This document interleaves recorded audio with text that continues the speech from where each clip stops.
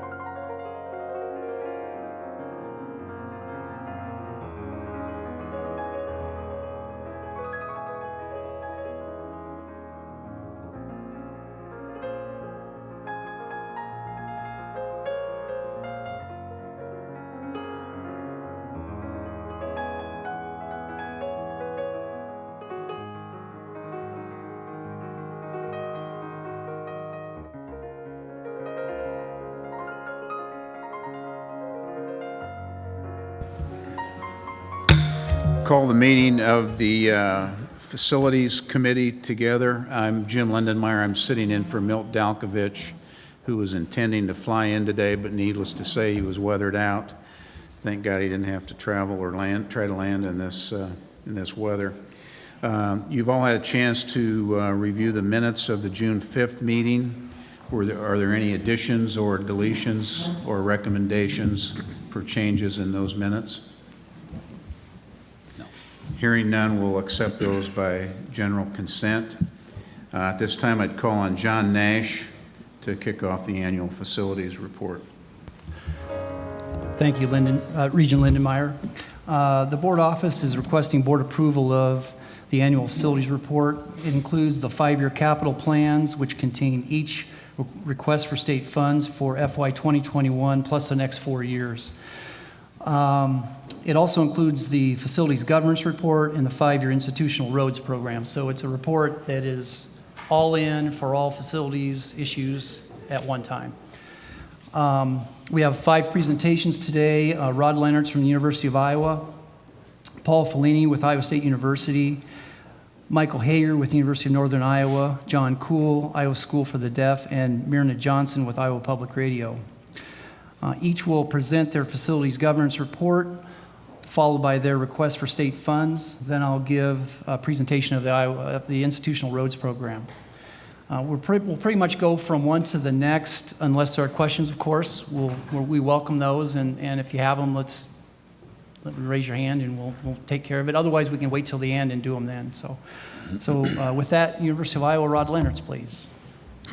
Thank you, John. Regent Lindenmeyer, committee members. We appreciate this chance on an annual basis to talk a little bit about our institution. And the slides that I'm going to show are primarily not intended to tell the whole story, but to communicate some of the system improvements that we have made on the planning front that enable us to be the wisest of stewards we can be with the 21 million square feet of space we have on our campus.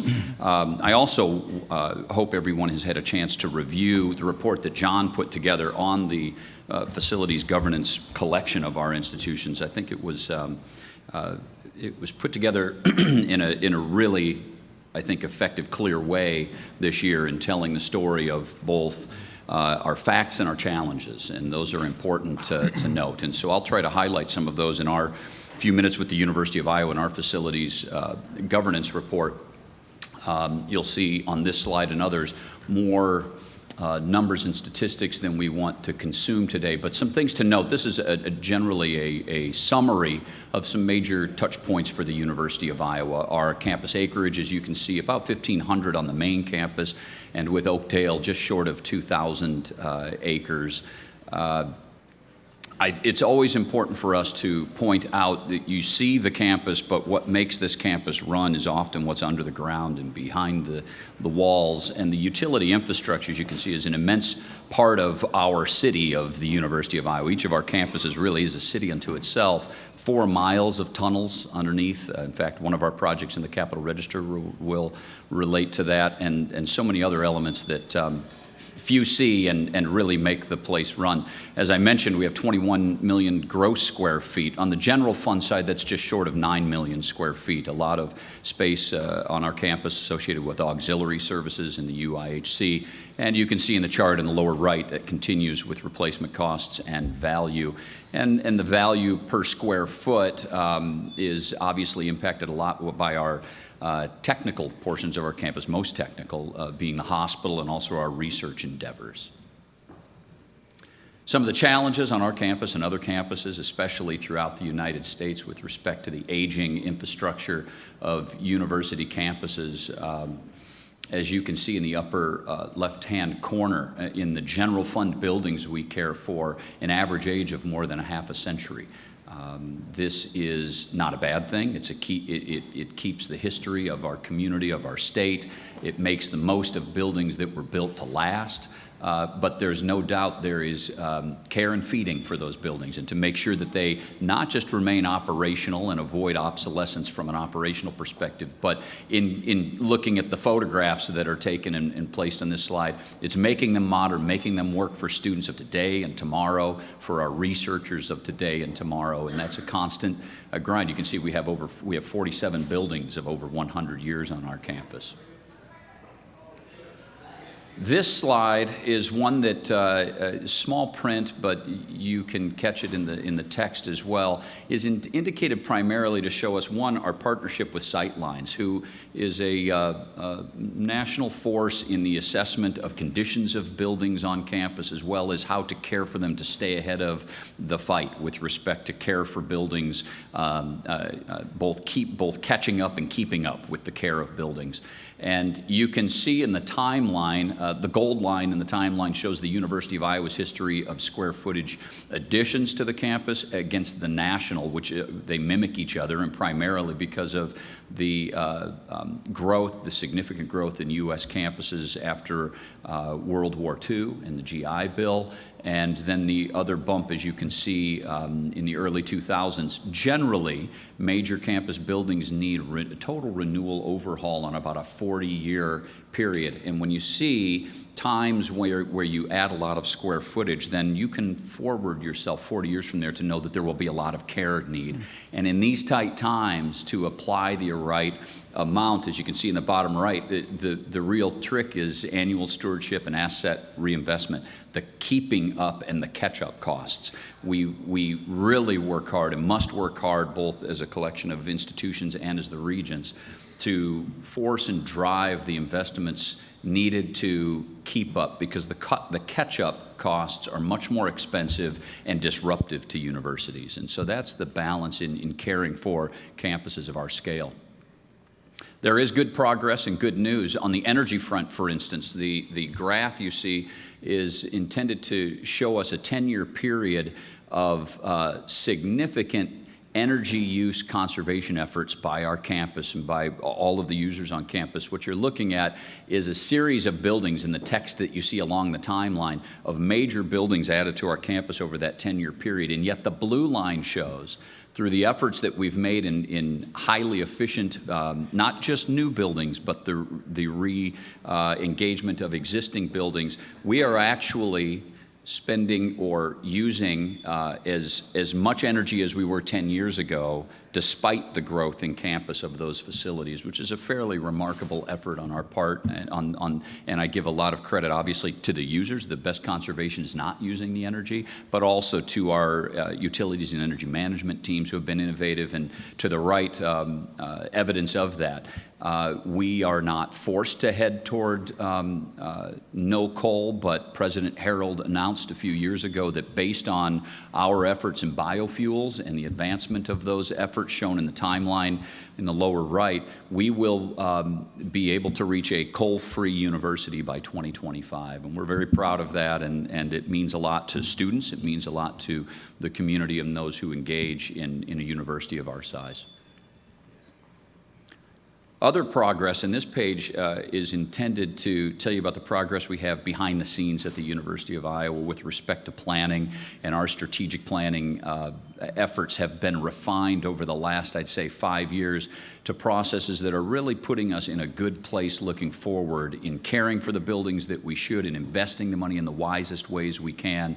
We have new systems, new committees that are geared solely at that. We've also expanded the circle, not just general fund, but the, as it says, athletics, UIHC, student life and auxiliary units. We're doing master plans for those, individual master plans for the various colleges, and then knitting those together as a campus-wide fabric. And the evidence of that is the third of those highlighted notes.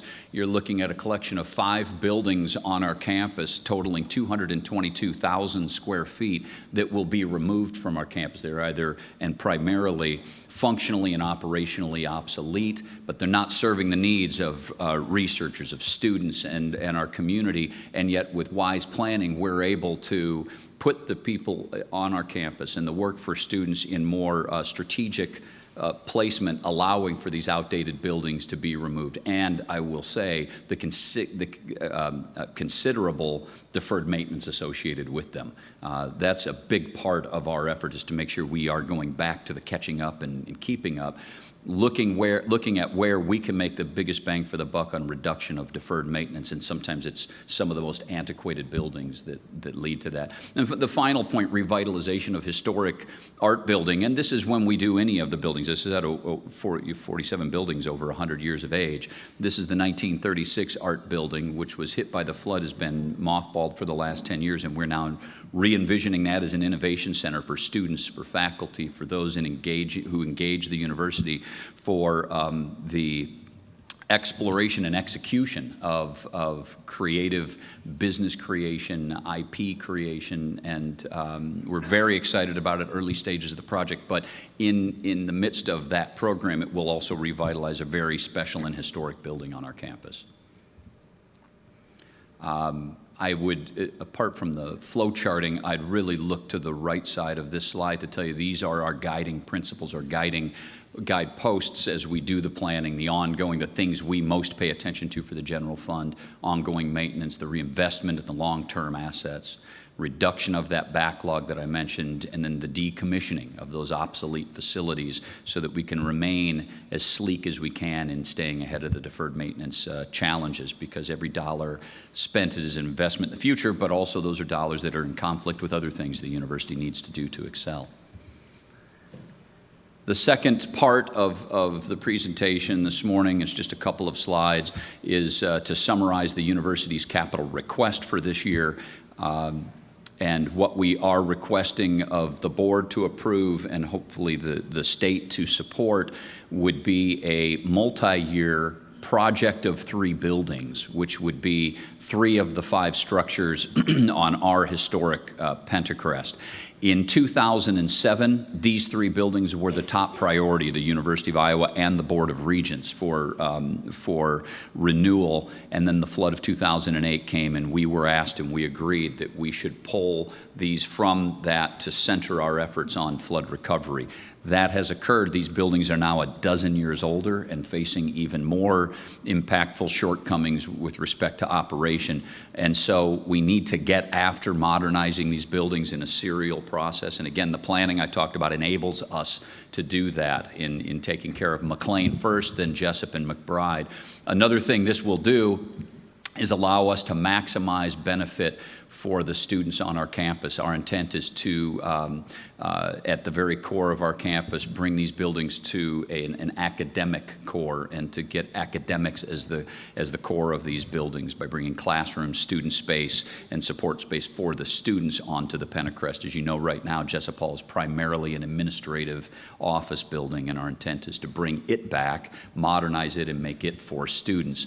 As it says, the fixing, if you will, of these 3 buildings addresses $30 million in existing deferred maintenance. That would take that off of the books. And to talk about that work with sightlines, you can see in the same bullet point that within the next 10 years, it's projected that number will grow, if not cared for, will grow to $44 million. And again, the catch-up is very expensive, and that's why we want to stay ahead of it. And that's why these projects are so important, apart from their historic and symbolic reasoning for importance on our campus.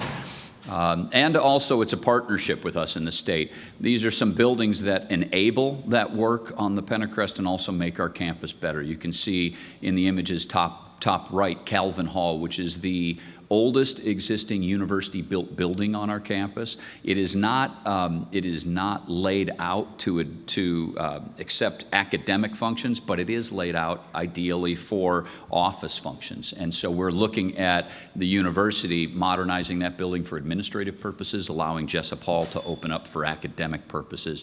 The same thing with Jefferson Building in Gilmore. It's modernizing to make sure that we enable the full recapturing of the Pentacrest. And all told, about $30 million. So in the $88 million ask over these multiple year projects on the Pentacrest, the university is doing its part, already executing efforts on the $30 million of partnering funds that are not state appropriated. With that, That is our only project that we are requesting of the board and of the state. We really have our ears pinned back to protect really the most quintessential and special space on our campus. And that's the final slide. Okay. So thank you. Thank you, Rod. Any questions for Rod? Regent Bogger? Just a quick one, I'm sure this is probably happening, but I just want to make sure I hear it, that all these then will be better equipped for handicap. Absolutely, and it's a very, Regent Butker, it's a very good point. These buildings, which the 3 buildings on the Pentecrest, are all roughly 100 years old, from 115 to 96 years old in age, and that was not a priority when those buildings were built, and as such, there are challenges. We've got elevator vestibules and other things that have been put into the building to help them over the years, and especially with the rightful resurgence and creation of ADA. But the buildings are not ideal because of that, and that would be a forerunner in all 3 buildings to make sure that, as you saw yesterday in the presentations, it's not just about ADA and code compliant access. It's about creating a welcoming and inviting environment for all members of our community and the society, and as such, as was phrased, universal design is the intent for these, that there are no barriers. And there are some structural challenges with that because the buildings are built on a split level entrance. You come in and you either go up or down. But we addressed a lot of that in a very appropriate way in Schaefer Hall, the 4th of the 4 buildings that surround the old Capitol. When that was renewed, you'll notice that's not in this plan because we already renewed that building, and access was an important part of that project as well. Thank you for bringing that up. It is absolutely on the top of the front page for us as we do the planning for those projects. Thank you, Rod. Thank you, Regent Bogger. Any other questions at all for Rod? Okay. Paul Fellini with Iowa State University, please. Oh. We'll let him change it. Or do you want to switch seats? Yeah. That might be easier. I guess not. I'll stay right here. That's why they keep getting around to do that stuff.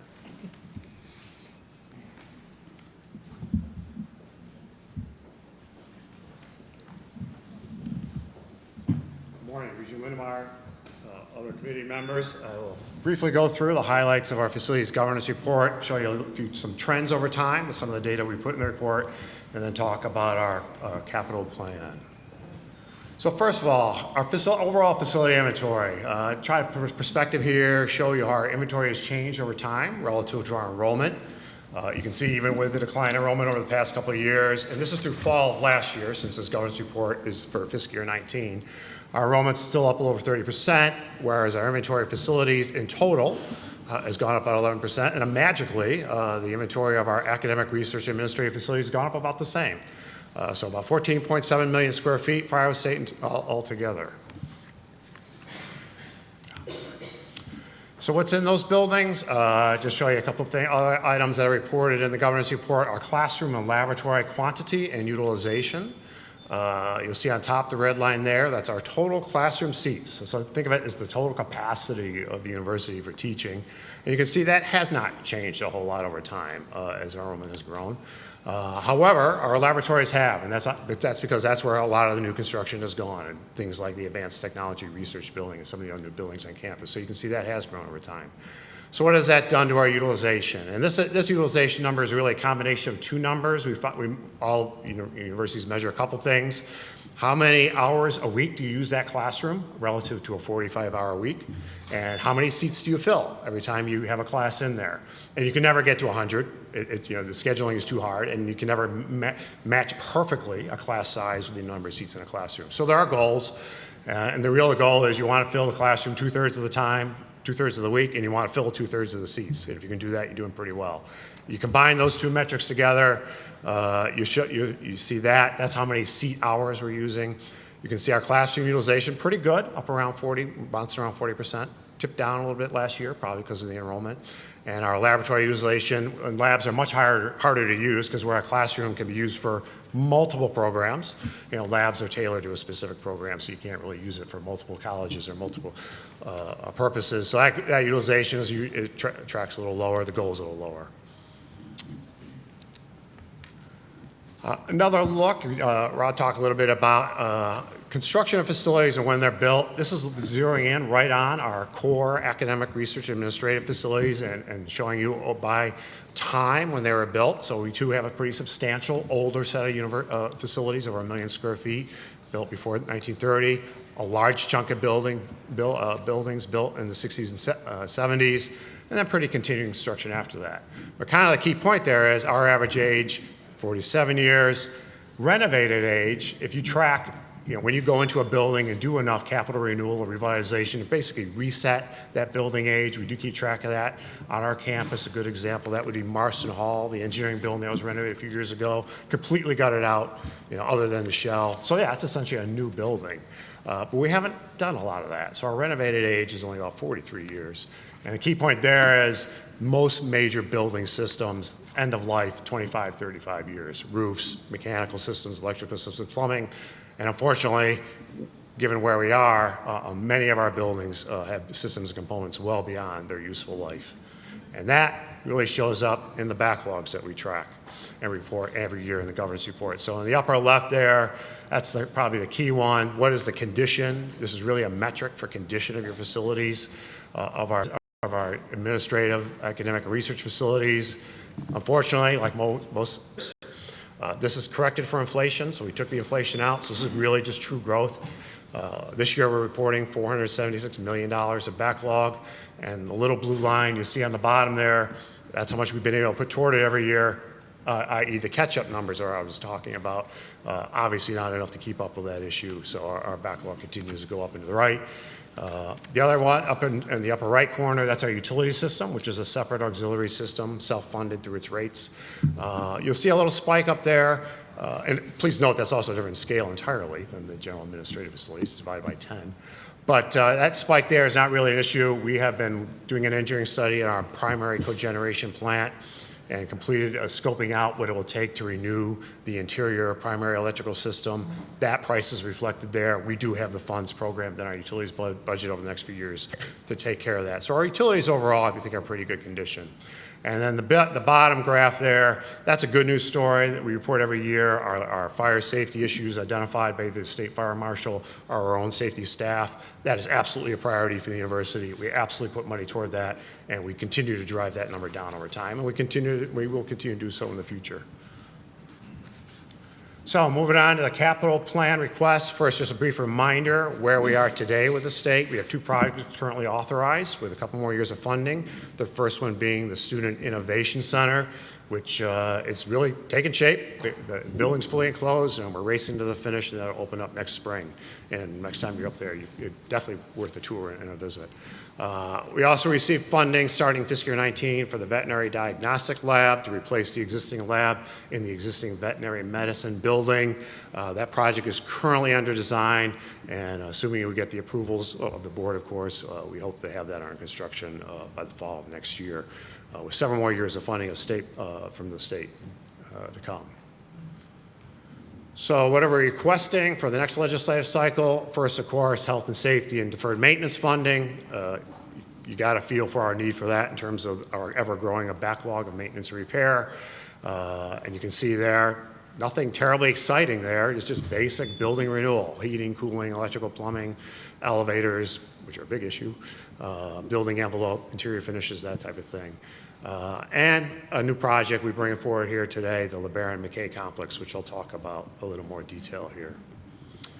This project is really intended to support our College of Human Sciences, specifically the 3 departments have shown there. It's a result of a couple of studies, facility studies I've been doing over the past few years. One, we took a look across all the facilities occupied by our College of Human Sciences, which led us then to take a deeper dive into a couple buildings, primarily LeBaron Hall. And the Reader's Digest version of the study is shown there. LeBaron, unfortunately, mid-century building. We have not put a whole lot of money into that one. McKay, even older, but that has benefited from some very specific renovations for very specific programs and parts of the building, but not enough space, and the space that we do have is either of poor condition or it's just simply out of date. Some of the facilities and labs are just way out of date. So what this project will propose to do is to replace LeBaron Hall in total with a new building essentially on the same footprint, and then renovate a small portion of McKay. And where that's located on the campus in the upper right, that is Osborne Drive, which is a major east-west drive. It has the gates on it, if that will help to keep cars off the campus. And that's the intersection with Morrill Road, which of course is the small road that crosses the campus in front of Beardshire Hall and our library. So right at that intersection, you see a kind of a three-sided parts of what could be a quadrangle. That opens up on the central green area of campus. And up there in the upper left is where LeBaron Hall is today and would be replaced with larger buildings as shown. Traditional academic building, labs, classes, and for those departments that are in there, the apparel folks, event management folks, some studios and display space for some interactive work for the students and researchers. Proposed funding, $30 million from the state and $25 million combined with private funding and from the university. We've already done some work on assessing the feasibility of the private funding and think that's a pretty good number for our that we could raise for the project. Overall schedule, we expect to come back here in November for the first reading for a request for permission to proceed, to get going on the design, and then go through the design process and hopefully, assuming approval here and of course some funding from the state, he'll hold the first classes in the new building and renovated space in the fall of 2024. And I think subject to any questions, that concludes the presentation. Any questions for Paul on Iowa State University's facilities? Okay. Oops, sorry. Okay, so Michael Hager with the University of Northern Iowa.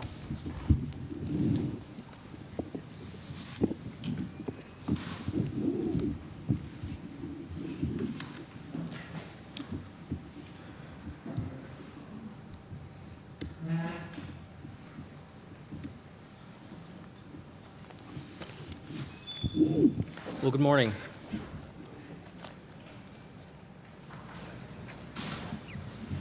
Thank you for the opportunity to present the annual report for facilities at the University of Northern Iowa. The University of Northern Iowa is about an 800-acre campus, as you can see here. Surprisingly, only about 13% of it is identified for academics, but the other support areas of the institution, residential, the athletics, and then as a rural-defined campus, we also have some large prairie areas and some areas that are undeveloped on the campus as well. This has shrunk from about 900 acres over the last 5 or 6 years. We sold off 2 large pieces, one to the Cedar Falls School District, who will be building a new high school close to the university, so it'll be a great partnership expansion with the community school district there in Cedar Falls, and then another piece that was sold off on the south for a new hospital. The hospital in Cedar Falls is over 100 years old, and so they were looking for a little more property than where they currently have as well. So we try to be good stewards of the land, but also balance our relationships with the community and make sure we're being a good steward in the community as well. We have just under 5 million gross square feet. Over half of that is general fund, so about 2.5 million square feet. But the majority of the major buildings on the campus are with the general fund. The rest of it sits predominantly with the Department of Residence and then our athletic areas. As we've seen from the other 2 institutions, this is a profile of the buildings in terms of the age of the buildings. The orange line there is the Department of Residence, and the dark blue line is the general fund age of the buildings. Very typical pattern that we saw for most public universities across the country. One of the interesting things, if we watch the blue line though, we have been able to address, and we've moved that line towards the right with renovating some of the buildings a little bit. Any life cycle, as we've heard from Iowa and Iowa State, is 25 to 40 years systems wear out, which is typical, even if they're well maintained. We've been able to replace some of those systems as we move along, and so within the general fund, we've been able to shorten the age of the buildings a little bit. With the Department of Residence, we did just last week get a master plan proposal from some consultants, and so we'll start looking at the same thing with our residence system as well. We've already started a couple buildings with the Department of Residence. One of them is Norrin Hall. This is the first phase, just opened last month. The second phase, which is the majority of the building, will be bid next week, and so students are very pleased with this update to their living quarters there. Deferred maintenance. We've identified $170 million of deferred maintenance. Last fiscal year, we completed $2 million. This year, we'll have a much larger bite out of that at about $22 million that we're addressing, including fire safety updates, which always rise to the top for repair work. Our sustainability efforts continue to serve us very well. Last year, we used less electricity and less steam than what we have in the past. Moving the utility operation to an enterprise operation has been very successful. The team has found great opportunities to continue to reduce our energy usage and find ways to save on that. One of the most exciting part that I see on how they do that is there's a team. About every 10 years, they'll go into a building, and a team of the mechanics, the architects, the engineers will kind of say, how is the building designed? How is it being used? Frequently over time, those kind of deviate from each other, and so we try to line those back up and then get the systems running smoother again as they were designed. And we can tell exactly which buildings they've been in because we immediately see an improvement in the efficiency in those buildings then as well. There's the last bullet point is one that's worth mentioning, and I mentioned it last year that we were moving this direction. We are now fully implemented in our general fund buildings. We have dramatically cleaner air quality in our buildings now because we are not using chemicals to clean on a regular basis. We use an activated water system that is much healthier. It's an invisible, most people don't know that we've made that change, but we were able to save tens of thousands of dollars in chemicals, but most importantly, the air quality is much better in the buildings for our faculty, staff, and students.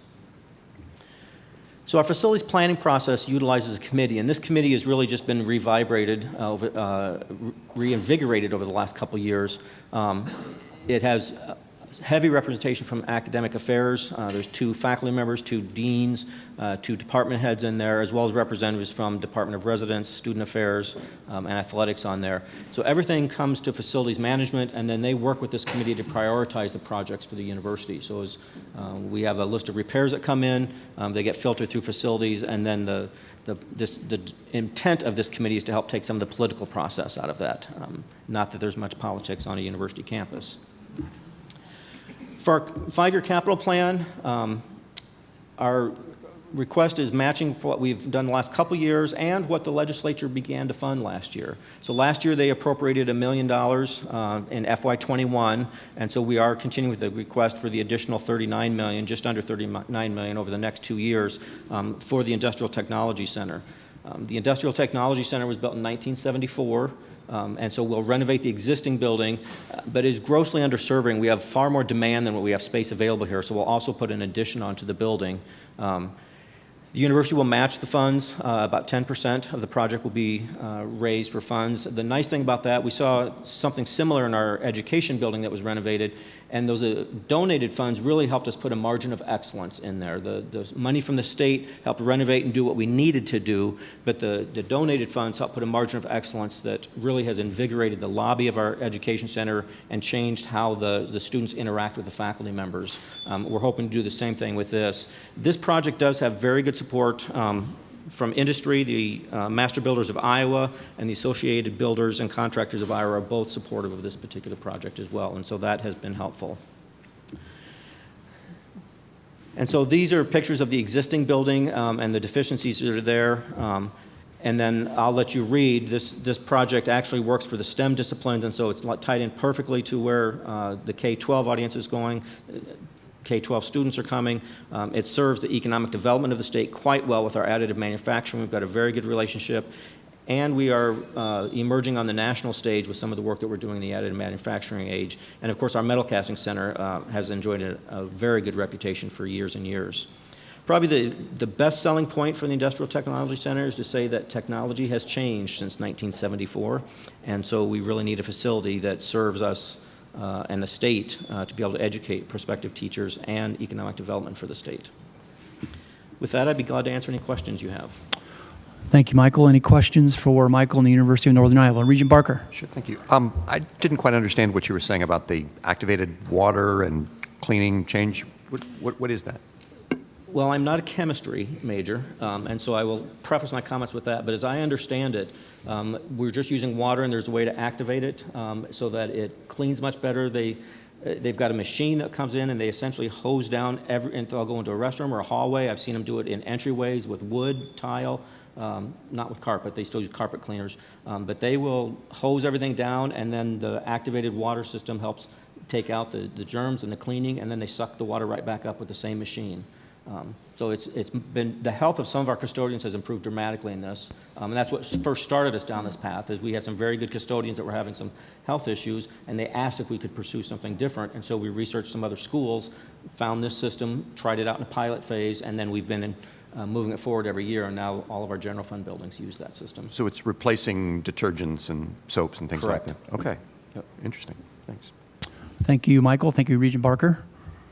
Okay. So John Cool with the Iowa School for the Deaf.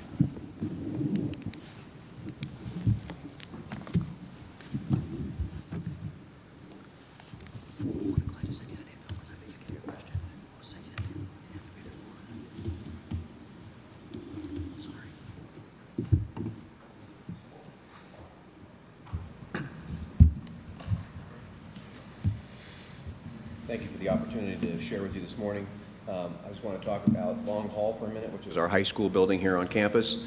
As you know, we received funding to move forward with the renovation of Long Hall, and we're very grateful for that. We received almost $4.5 million over the next 2 years. We've received $3 million this year, and we'll get an additional $1.325 million next year to move forward with this project. Currently with the project, we're working with Iowa State University per board policy with their Facilities and Planning and Management department to put out RFPs to get architect and an engineering firm in to work locally with us to oversee this project and help us to design the project, what we're going to do, how are we going to go forward with this. We have 2 floors there, as you can see. And we don't know if we're going to split the building down the middle and do one half of it and then do the other half, or if we're going to have to do the whole thing and relocate classes. We're not really sure how that's going to move forward yet. But we're in that process with Iowa State University right now and looking forward to moving that project forward. We actually have a meeting next week with John Harvey from Iowa State, who will be down here on our campus to help us with that project. This is kind of the timeline of what we were doing, and we're hoping that in the spring of 2020 that we'll be able to start the renovating with completion sometime in the 2021 fiscal year. The sooner we can get that accomplished, of course, the better. The other thing I wanted to mention, aside from this project, because there's not really a whole lot to tell you other than we'll be redoing the entire mechanical and safety, tuck pointing, making sure that the building is sealed. We have a new roof on it, so that won't get done, but we'll get new windows and doors and tuck pointing. The entire mechanical part of it will be redone. When we put in a fire suppression system for the new science center that's hooked onto that, we made sure that that suppression system was large enough to where it will be able to cover the entire building once we're done.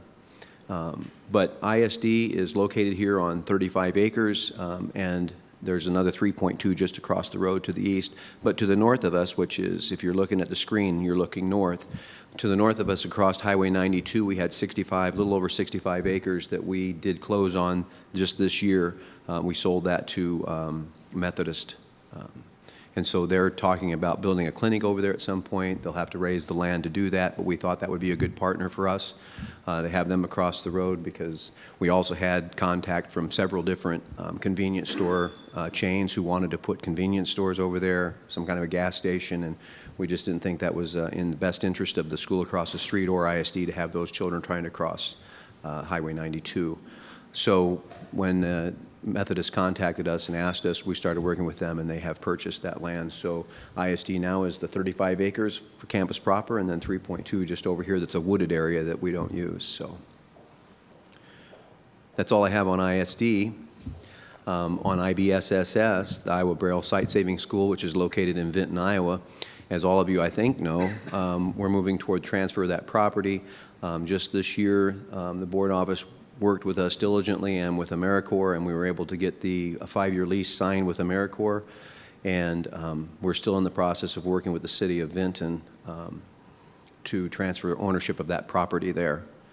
We currently only have 6 employees who continue to maintain, in order for us to be compliant with the lease, who maintain the facilities for us there. With that, I'd take any questions. Thank you, John. Any questions for John Cool with the Iowa School for the Deaf? Okay. Hearing none, Myrna Johnson with Iowa Public Radio.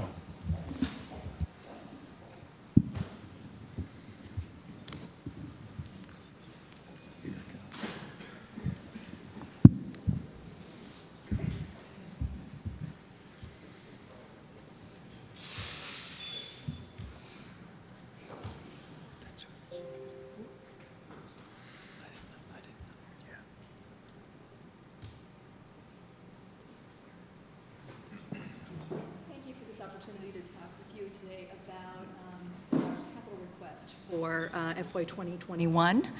Iowa Public Radio was formed in 2004 to manage the stations owned by Iowa State University, the University of Iowa, and the University of Northern Iowa. We now serve about 220,000 listeners per week with news, classical, and News Studio One programming. And per our public service operating agreement with the Board of Regents and the universities, we manage 26 stations and about $11 million in public radio infrastructure for the universities and the Board of Regents. Our capital request includes 2 projects this year and totaling $1.2 million in technology reinvestment. This is a map of the stations owned by the universities and managed by Iowa Public Radio. It's 26 stations, as you can see, across the state. I wanted to talk with you specifically about 2 projects that we have a request in for this year. WOI-FM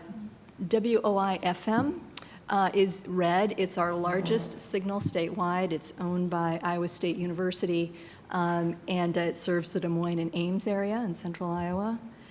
It has the largest audience in the statewide network. We have about 60,000 listeners each week on this station. It has a 25-year-old transmitter, which has an expected life of 15 to 20 years. So we are living on borrowed time with this transmitter. The transmission line also has replacement parts that are no longer manufactured, so it's very important to us to replace both the transmitter, or all 3, the transmitter, the transmission line, and the antenna, which you can't see it on there, but it's around 12,000 feet on that very tall tower out in Alleman. It's about an $875,000 project. And in addition to serving Iowans with News and Studio One programming on the station, we also deliver Iowa radio reading information services on the subcarrier of this station.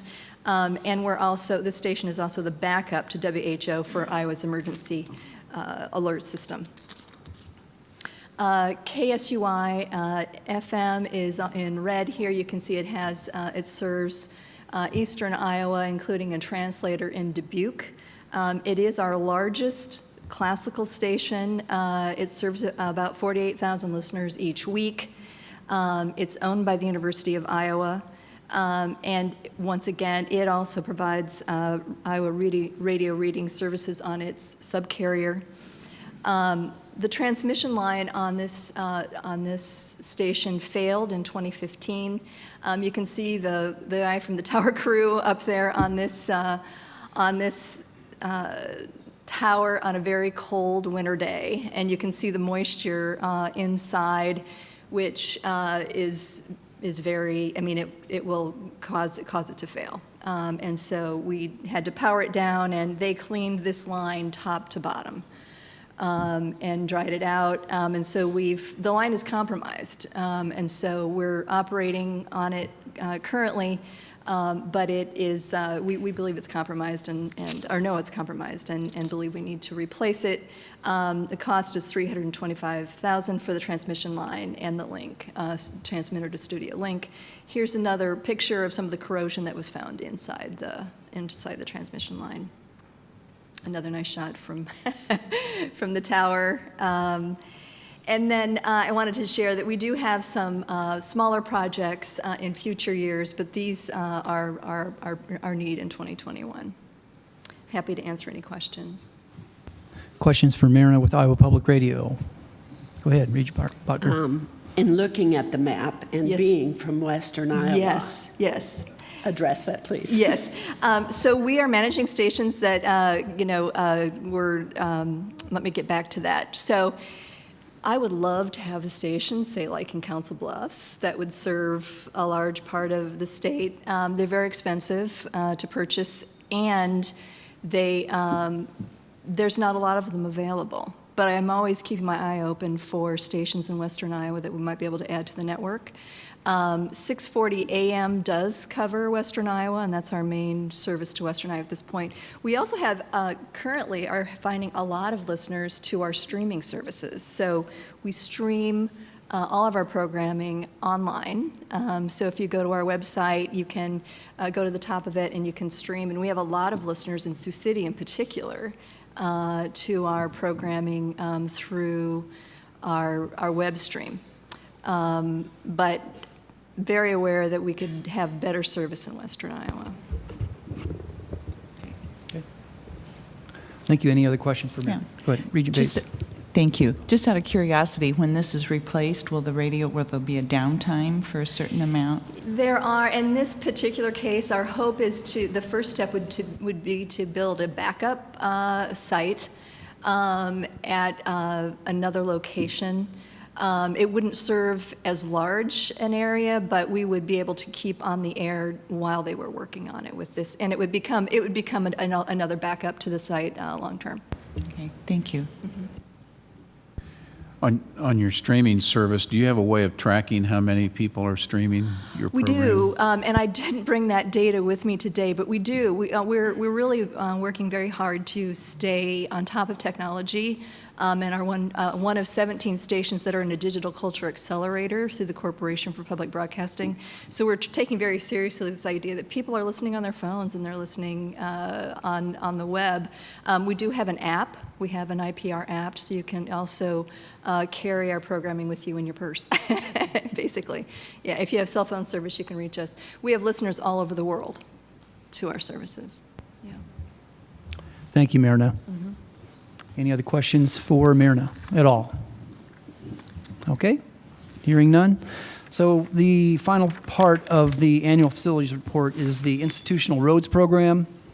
The board office is requesting board approval for the 5-year institutional roads program. The Regents do about $2 million in road construction on our campuses every year. It's funded by the Iowa DOT's Iowa Road Use Tax Fund, which is largely funded by the gas tax and vehicle registration fees. 30% of 65/100ths of 1% of that fund, which is about a little over $2 million, is allocated to the Regents for our roads. About $700,000 of that is set aside strictly for routine maintenance, and the other $2 million is for straight-up road construction, road replacement, curb and gutter, street lights, sidewalks even, traffic signals and the like.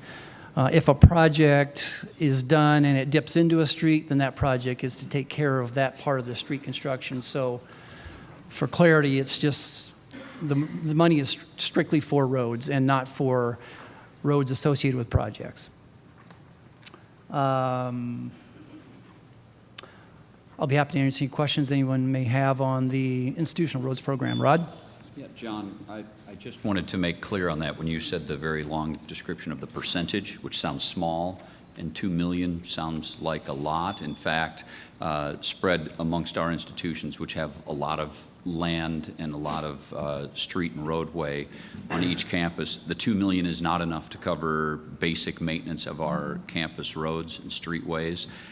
Each year as we do the program, I'm sure it is exactly the same at our fellow institutions. We put our highest priority, most desperately needed road fixes in that plan, but it doesn't cover enough. We're exploring now, if you will, sort of the ownership of the responsibility for making roadways passable and safe, and it would seem to be most logical to be related to parking and transportation, but that over time will mean increased fees and ways to find the funding to be able to pay for basic road care, because as we see anywhere else in the state, the roadways deteriorate and the funding that is associated does not cover basic maintenance of those roads. Right. Well said. Thank you. Thank you. Okay, so that takes care of the annual facilities report. That's one item on our agenda. So we'll go now to the routine, the regular items, if you will, and Regent Lindenmeyer. Thanks, John.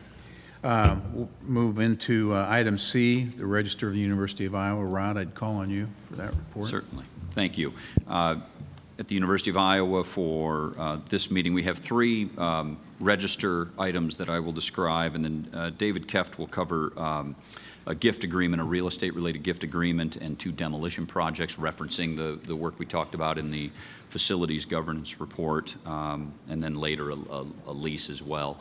On the projects that we have, two of them are project descriptions and budgets. One of them is a revised schematic design project description and budget. The first project is our Hillcrest Residence Hall. This is an 80-year-old building that serves 820 University of Iowa students. It's a mainstay on the west side of our campus. Also provides the food service for all of the residents on that side of the river. This project is part of a regularly scheduled system of upkeep for all of our residence halls within the housing and dining system. It's a $3.55 million project funded by University Housing Renewal and Improvement Funds, and it is primarily an exterior project. The masonry, the building is a brick and limestone construction. It includes the joint replacements and work in sealant repairs, parapet walls, the limestone and the brick work to make sure that we don't have water infiltration or more water infiltration, minimizing that catch-up notion of taking care of the buildings. There's also some landscape restoration to make sure that the area around the building is both welcoming but primarily safe for those 820 residents plus visitors to the building. This will be delivered over a several-year period. As is the case with all of our residence hall projects, you can't do this kind of work during the academic season, and so inside or outside, when we get disruptive to fix these buildings, we time them during the summer. So this will be a multi-year project for housing and dining and fits well into their ongoing plan. The second project is a utility project. This is replacing the old Capitol Madison Street utility tunnel. It's a 720-foot long stretch along Madison Street below the Pentecrest. It is one of our oldest. It's a 95-year-old tunnel. One of two routes that serve the entire East Campus with steam service to those buildings that serve all of our, primarily our undergraduate portion of our campus. This would be an $11.5 million project. Supported the funding would be the utility renewal and improvement funds and the Treasurer's temporary investment funds. What we will do on this project is actually abandon that tunnel and we'll go to a direct bury system. This allows in the lowest levels better protections for flood protection, better maintenance over time, and you don't have to take care of a tunnel itself. And it's become a more common in major reinstallations, Grand Avenue being another one you may remember. This is where this new technology has been advantageous to us. So we would finish that work in Madison and then would advance to filling in, taking care of the original tunnel. There will be a lot of construction traffic disruption in that area. It's not either surprising or something uncommon to our campus and community, but it is a major project and in the list of priorities, a very important one because it is the lifeline to the East Campus buildings. So that project is asking for your approval of the project description and budget. And the third Capital Register project is for UIHC South Wing. This is actually a revised project description and budget. It would increase the project by $750,000 from the approved budget amount of $4.4 million to $5.15 million. It is primarily for unforeseen conditions within that project as we investigated an area that is currently used as a guest house for visitors. It's positioned between the General Hospital Boyd Tower and our Carver Pavilion as you get into the rest of the complex. And you heard Suresh yesterday talk about our really dire need to increase single bed counts in our hospital. The board had approved this project previously in context with making it an inpatient bedroom or room situation. And in working with the fire marshal, it was found some deficiencies in required fire, it's not fire safing, but 2-hour separations between floors. So it'll take more construction than was expected to make sure that we have that safeguard, which is required by code. And that's primarily the extent of that increase. The budget, as was the case when it was approved, would be funded by hospital building usage funds. And so we're asking for the revised schematic design and budget for that to account for that code-related discovery. Thank you. Any questions for Rod? Regent Barker. One quick, when you say replace the tunnel, what exactly does that mean? You're sort of rebuilding it, or? No, we're not going to rebuild it. We did study the options of rebuilding it, but given the age, and it's not that the structure is unstable, but its condition is one that will require continued, ongoing, decade after decade work. Another option in the industry is to not have a tunnel and do a direct buried system so that these pipes will go directly beneath the ground as opposed to in a tunnel beneath the ground. So this project, both for cost-effective purposes as well as future service and care benefits, will be direct buried, and then after that is done, we will rid ourselves of the old tunnel. We will fill that in and in effect demolish the old tunnel. Any other questions? Okay, thank you. Thank We'll you. include that in our general recommendation. Yeah, and then David Keft is going to cover a couple of projects in context with this capital register item. Is it the next one or this one? Yeah. Right now? All right. Great. Thanks, Rod. We're seeking approval from the board to accept a real estate gift to the University of Iowa. This is in conjunction with our Grantwood Art Colony, which is located in the Longfellow neighborhood, about a mile east of the main campus. This is a gift from Jim Hayes, who currently lives in the Grantwood home. That's part of the colony. We lease through previous board approval of 4 homes behind the Grantwood home. This is the home immediately adjacent to the west. Mr. Hayes is purchasing the home and then gifting it to the university. It just became available from the death of the previous owner. We've done an extensive home inspection by a company that specializes in older, sort of historic homes. The home is in very good, sound condition. It doesn't need to be renovated from a structural standpoint at all. It's been lightly used since 1911, and will upon acceptance of this gift, we'll take on the care and maintenance of this home going forward. The combination of central funding and College of Liberal Arts and Sciences funding. If you have not been to any part of the colony, we'd certainly welcome you to come to it and take a tour. It's quite a beautiful facility. The remaining properties will become the University of Iowa's upon Mr. Hayes is either passing or no longer living into the home. There's already a gift agreement in place for the other parts of the property. Happy to answer any questions. Any questions for David? Thank you. You want to continue on with Sure. We've got, tied to what Rod previously mentioned in the facility governance report, we've got a request to formally raise 2 buildings, Seashore Hall and the Communication Center. If you've been to campus, you can see Seashore Hall sort of on life support there. Half the building's already been removed. The board had previously approved that section to be removed for the construction of the Brain and Psychological Sciences building, which is about 80% complete. The remaining occupants in Seashore Hall, namely sociology, we have found new homes for them on campus. We're renovating existing space for them.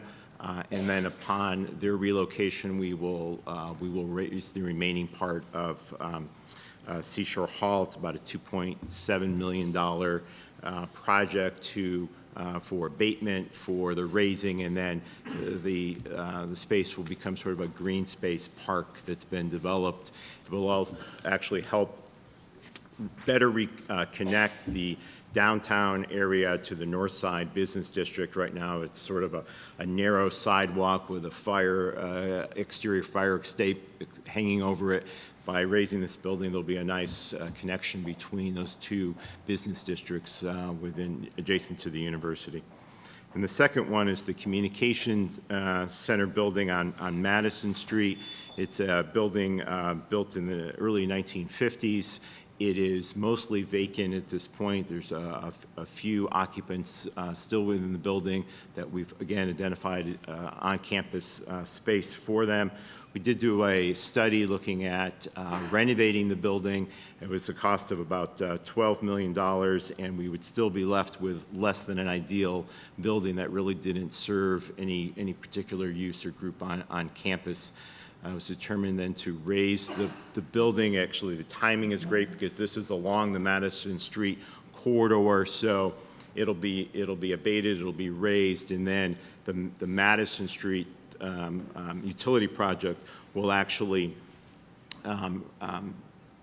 restore the site to a green space. It could be a future building site in the heart of campus, but right now it's no building or need has been identified for that, and will just become a park setting in the middle of campus. But I might also add that at that location, currently along Madison, I think it's 3 major both university and city bus stop locations in a very heavily trafficked pedestrian area with the main library there and a lot of students both on the sidewalks and occasionally in the intersections in the streets.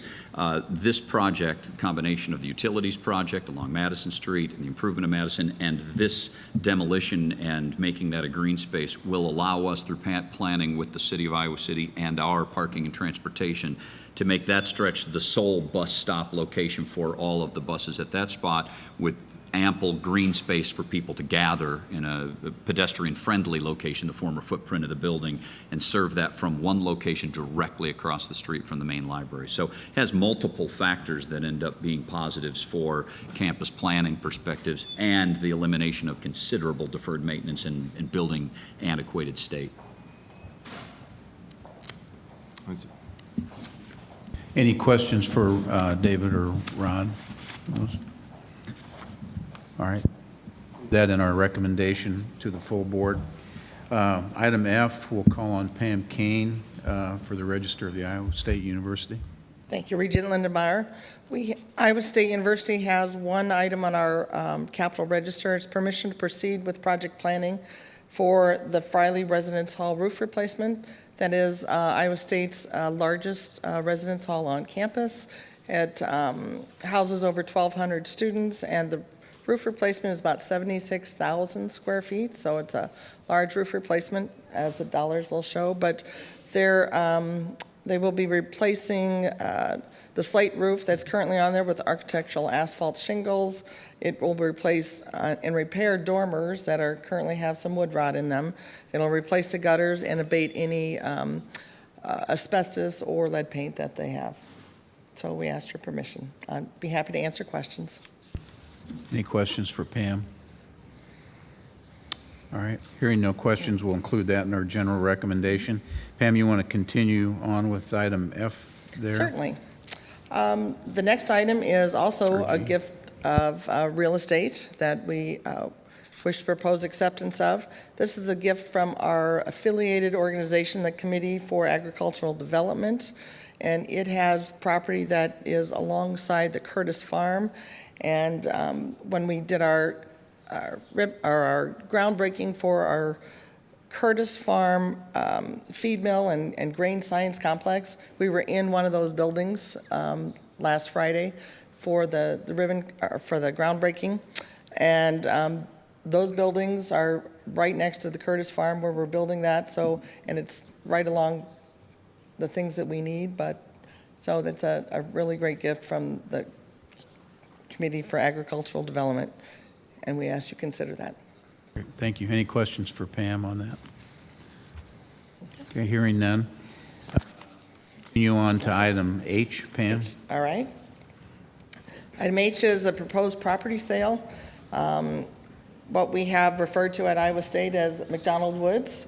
It is northeast of campus. It's a small plot of land that I can't really give you exact dimensions because the records are kind of up in the air. Some say it's 6, some say it's 10, and so we worked with a real estate attorney and decided to sell it as is. And so we got some appraisals, and we think one of the reasons is because the creek that runs through it may have changed paths, and so that's why but there was a lot of change in the structure for that land. So we sold it as is. We had 2 bidders on it, and we would like to sell that land to Brian and Carmel Warmy. Any questions for Pam on that sale of that land? Okay, thanks, Pam. We'll include that in our general recommendation. Item I, Pam. Thank you. And we have 1 building to raise, and that would be the insectary building. That building also has a lot of deferred maintenance in it, and when we finished building the ATRB, the Advanced Teaching and Research Building on the corner of Pamel and Stang, we were able to move all of those people out of the insectary building into the new ATRB building and into Science 2, and so with this significant amount of deferred maintenance, we no longer need that building, and we'll return it to green space. Great, thank you. Any questions for Pam on that project? Okay, thanks, Pam. We'll include that in our general recommendation. That will continue on to item J. Michael Hager. Thank you. The University of Northern Iowa has 2 utility projects on our capital register today. The first is the power plant cooling tower replacement. The cooling tower is well past its life cycle. It's been limping along quite a while, and this is as we've moved to the utility enterprise, they're excited to have this actually be able to be replaced. The second one is a larger one, part of a project that was approved by the board in February of 2017. This is the second phase moving forward. It's replacement of the west part of the steam distribution system.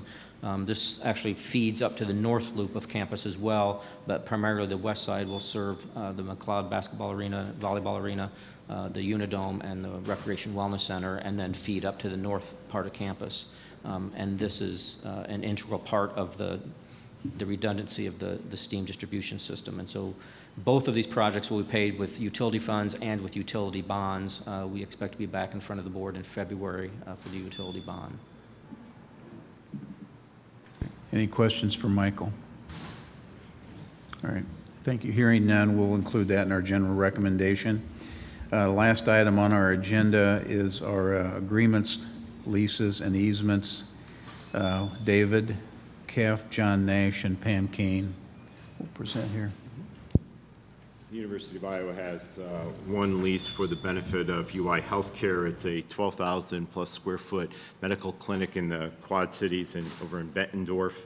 The hospital is currently leasing under a sublease 6,100 square feet, and it needs to expand to offer additional services.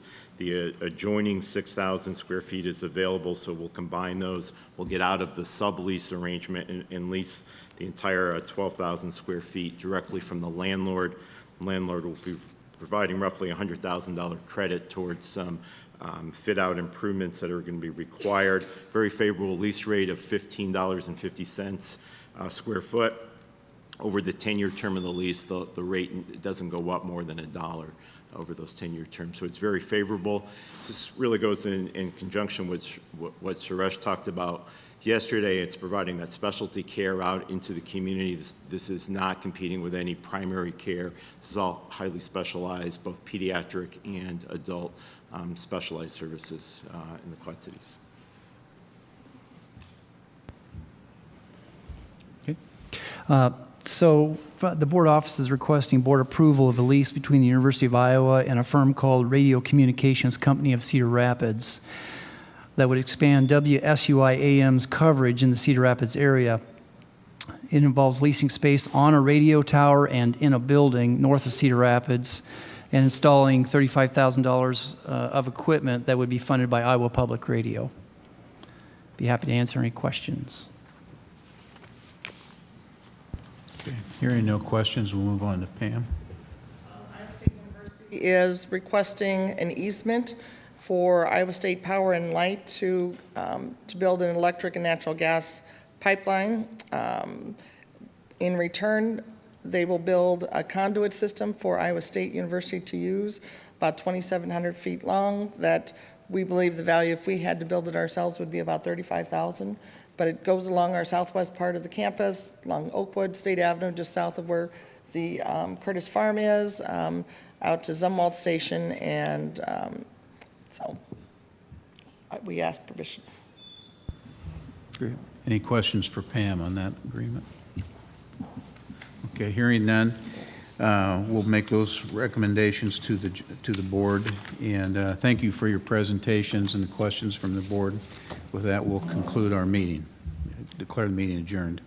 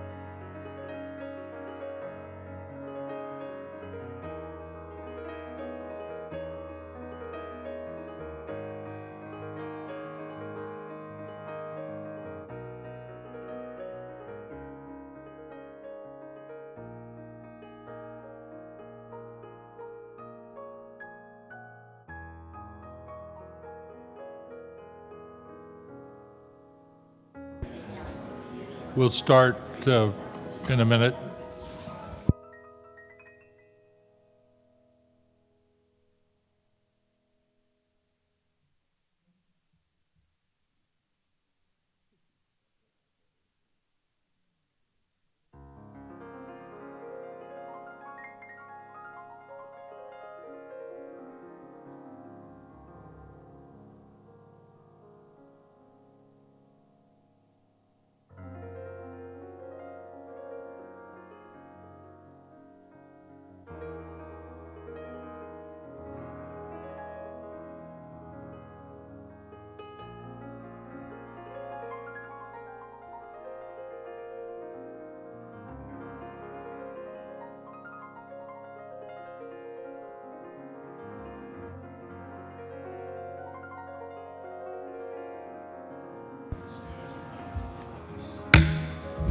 The meeting of the Board of Regents, State of Iowa for September 19th, 2019 will come to order.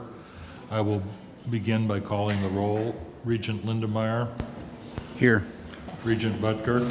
Here. Regent Barker. Here. Regent Dunkel. Here. Regent Bates. Here. Regent County is absent. Regent Dakovich is absent. Regent Richards is present. Did I call everybody? Oh, no. Let's see. Here. Yeah. Regent Least. I had. Okay. Thank you. We have a quorum and we can begin. Thank you.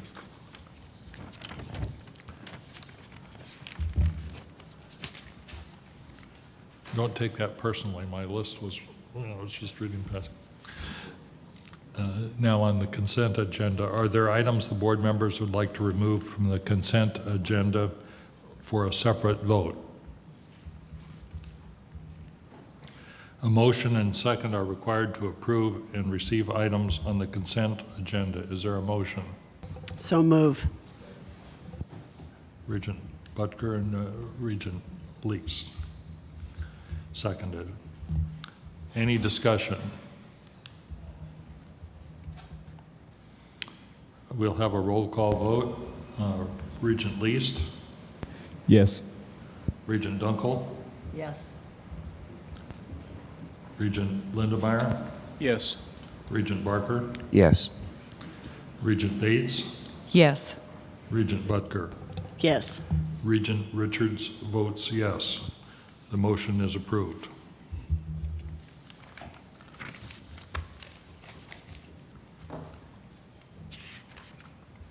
Now, I'd like to take just a couple of minutes to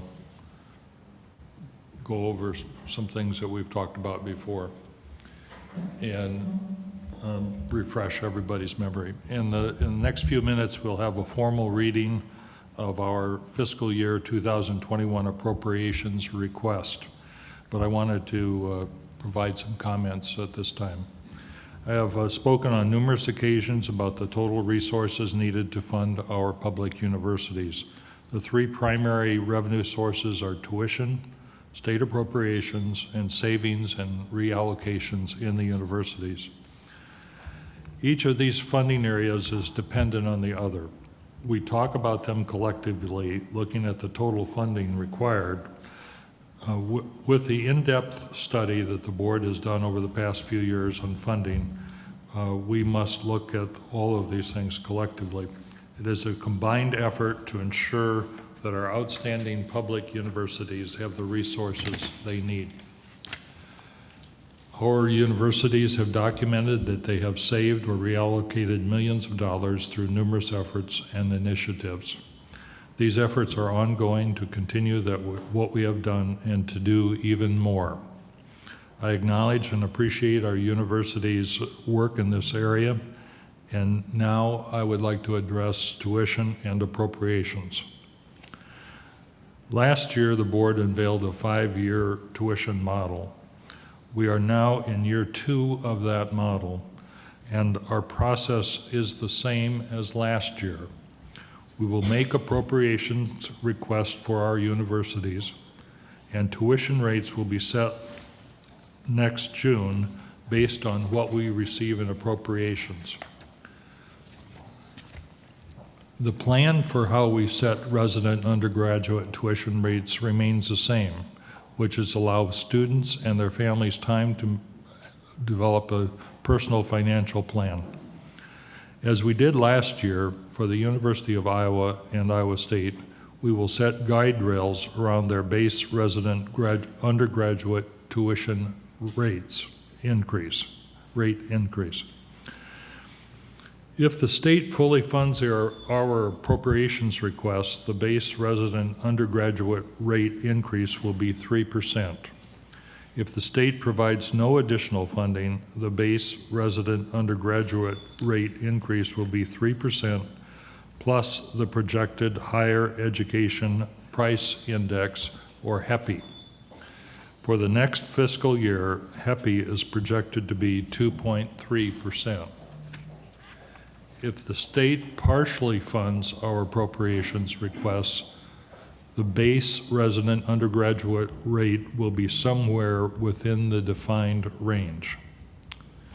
For UNI, if the state fully funds their request, we will continue to take steps to make them more competitively priced with our other Midwest comprehensive universities. The degree and the amount will be determined by their appropriation. But last year, due to fully funding UNI's appropriation request, we were able to hold resident undergrad tuition rates flat at the university. I thank Governor Reynolds and the General Assembly for the funding we received last year. Our public universities continue to be among the finest in the nation, and we have a shared responsibility to keep them great. The university's mission is to maintain the quality of education at our public universities while making them as accessible and affordable as possible for every Iowa student. Because of the need to properly fund our universities, the board and universities have been active in trying to find additional sources of revenue to complement tuition and state appropriations. As the governor asked us to do, we have been researching and exploring possible alternative additional funding methods. As an example, the University of Iowa has been making very good progress on a potential public-private partnership with its utility system. If this initial effort is successful, this could provide a blueprint for future opportunities for our other institutions and even possibly other branches of state government. We must continue to move our universities forward. This requires resources, and we must be creative in leveraging our assets to find ways to provide predictable, sustainable funding. Bottom line, the board is committed to providing quality education that is accessible and affordable. We must continue to have support from all three main funding sources: state appropriations, tuitions, and reallocation. We must also explore alternative complementary revenue sources. Together, the proper level funding will allow our universities to continue to provide the top quality education that our students demand. Again, we are very appreciative of the additional appropriations we received last year and look forward to working with our partners in the legislature and the Governor Reynolds' office in fiscal year 2021 request. We all want the absolute best for our students. At this time, I'd like to recognize each institutional head. We are here at the campus, and I'd like to start with Superintendent Gettel.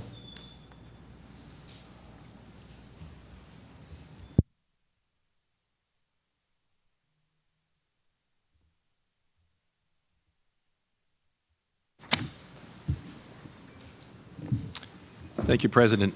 Thank you, President Richardson, members of the board. Thanks for holding your meeting here on our campus this fall. We appreciate having you here. Our staff really enjoys the opportunity to share with you folks a little bit about our programs and services. I have information about a program first, and then I'll have my update, or update first, and then information about our appropriations request. The first slide here says Ketchum being good. This is kind of a graphic for positive behavior intervention supports, which is an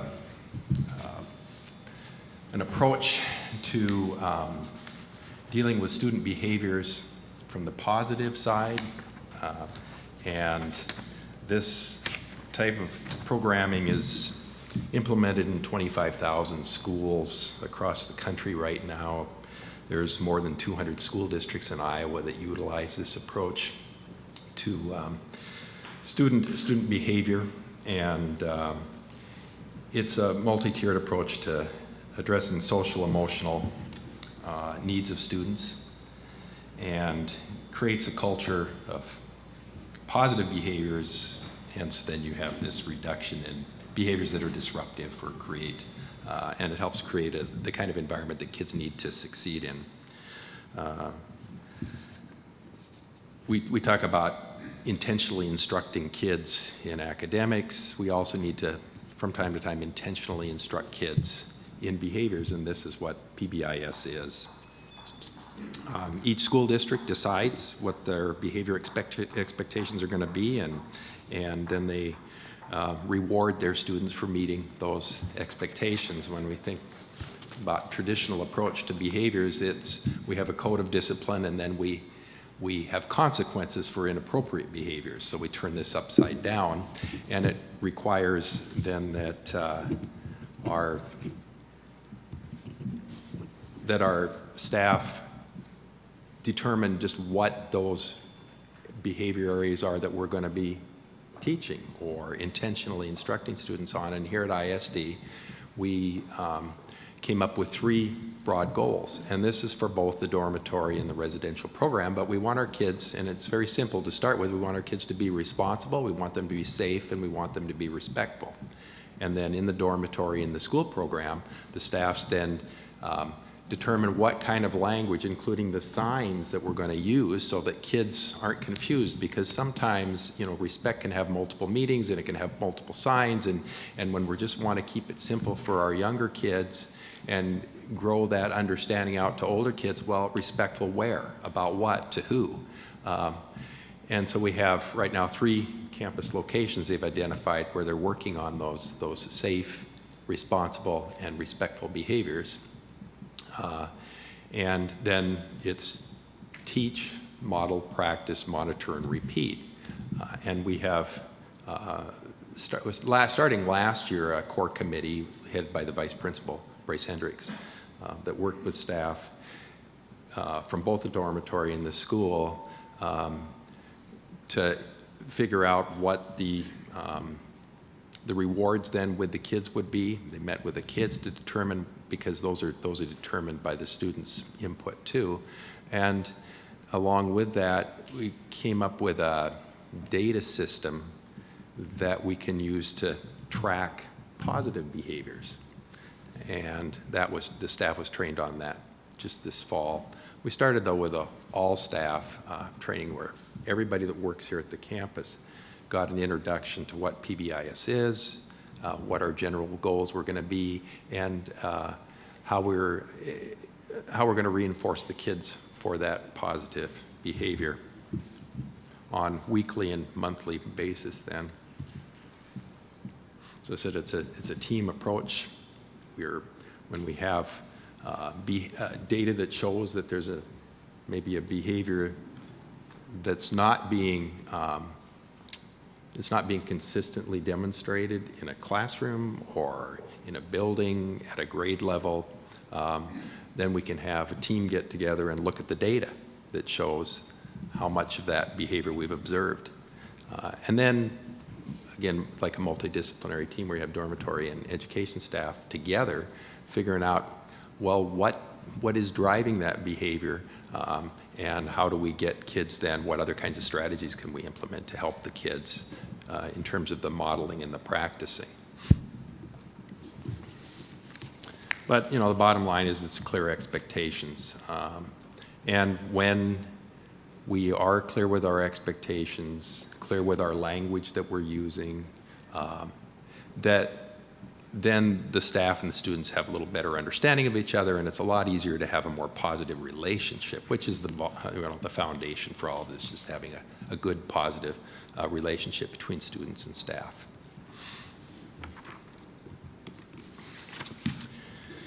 And now I'd like to move on to our appropriations request for FY21. A little bit of information here. We're asking approval of an incremental funding increase of $585,000 for FY21. The total operating appropriations request of the legislature then would be $15.22 million.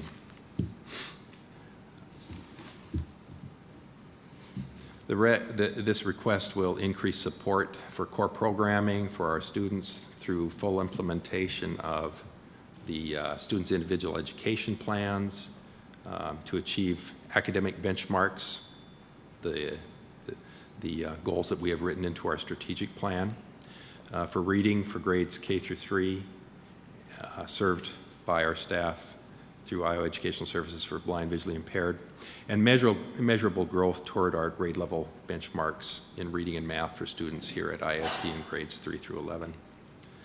The appropriations request will assure access to a language-rich environment, including instruction in American Sign Language and Braille, to meet the unique communication needs of students who are deaf or blind.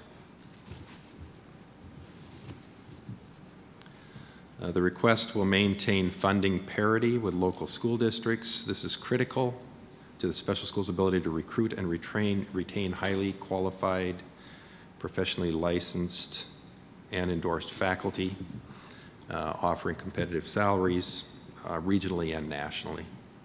The appropriation will assure the ability to provide a system of professional development that focuses on the unique learner needs of the students we serve.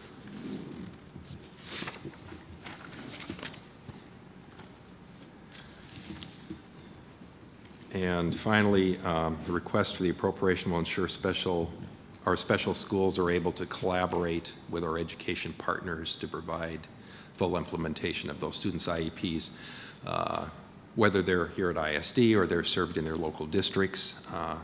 It'll provide funding for our extended learning program to support instruction in the expanded core for that incidental, intentionally needed to be instructed education, and to support the social and emotional needs of our students, and then also to support successful transition through our 4+ program for employment or post-secondary education.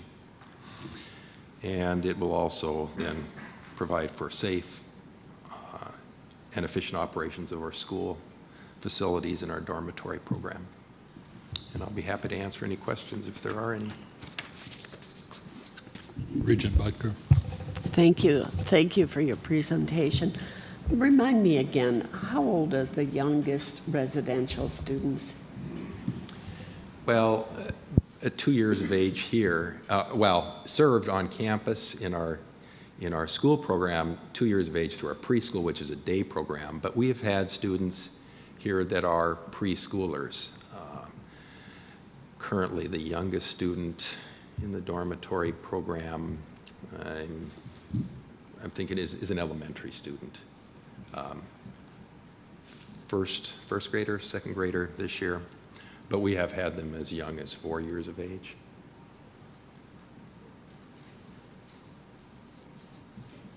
Regent Lindemeyer. Steve, on your behavioral teams, how large are those teams? How often do they meet? And then how does that communication filter up to your office? That's a good question. The team's typically made of teachers and counselors and the school psychologist and then an administrator, and they're in elementary and secondary. And then they'll meet on an as-needed basis around students when the data shows that a student needs support. I tend not to hear about those unless we've got an ongoing problem, but we actually write, we call them action accounts for every behavior that is that's in conflict with our student code of behavior, and I get copies of all those action accounts.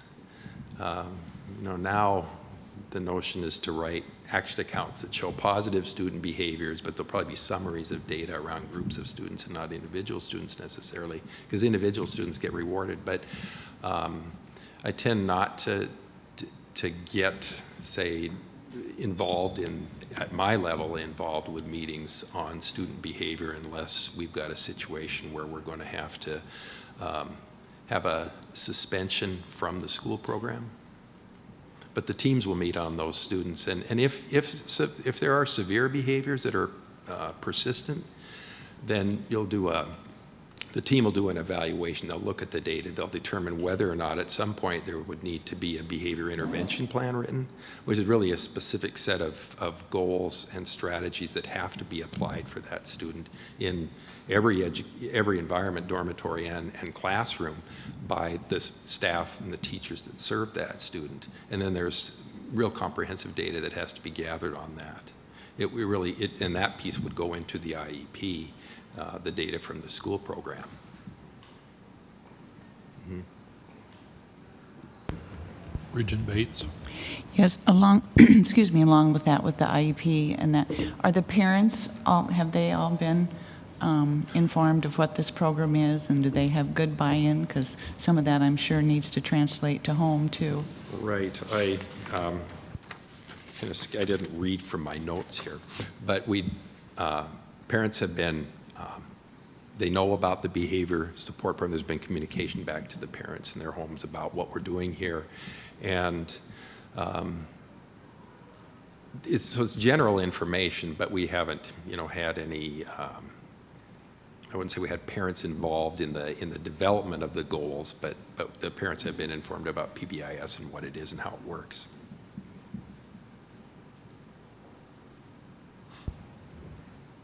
Regent Lease, did you have a question earlier? Okay, thank you. Thank you, Superintendent Gettel. And now I'd like to call upon President Wintersteen.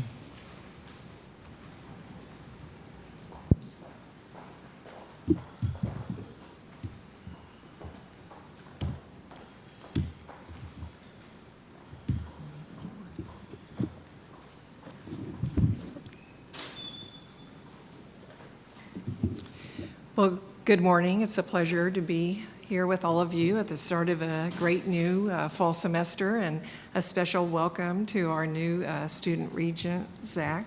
Good to see you here. Well, I appreciate this opportunity to highlight Iowa State University's unique value as the state's only land-grant university. I will outline the new investments we are seeking from the state for fiscal year 21 and how we'll leverage those resources to benefit our students and all of Iowans. Let's see. Sorry. There we go.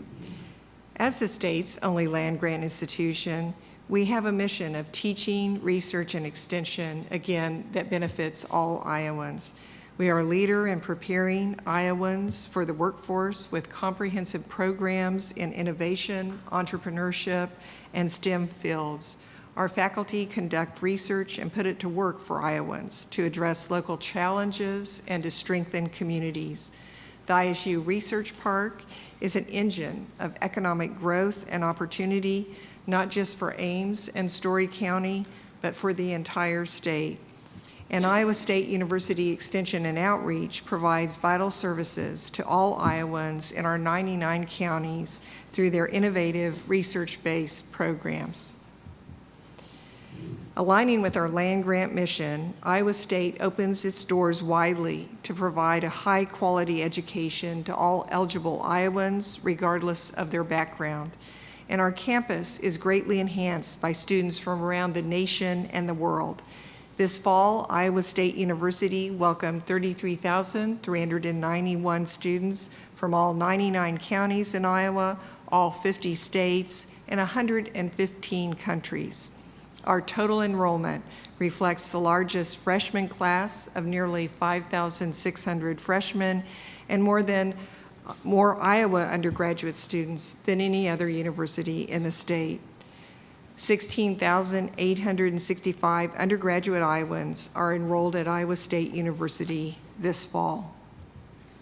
But what we're most proud of at Iowa State is that we don't simply bring in large numbers of students. We continue to enhance our campus environment and experience to ensure that each student has the opportunity to be successful if they're willing to work hard.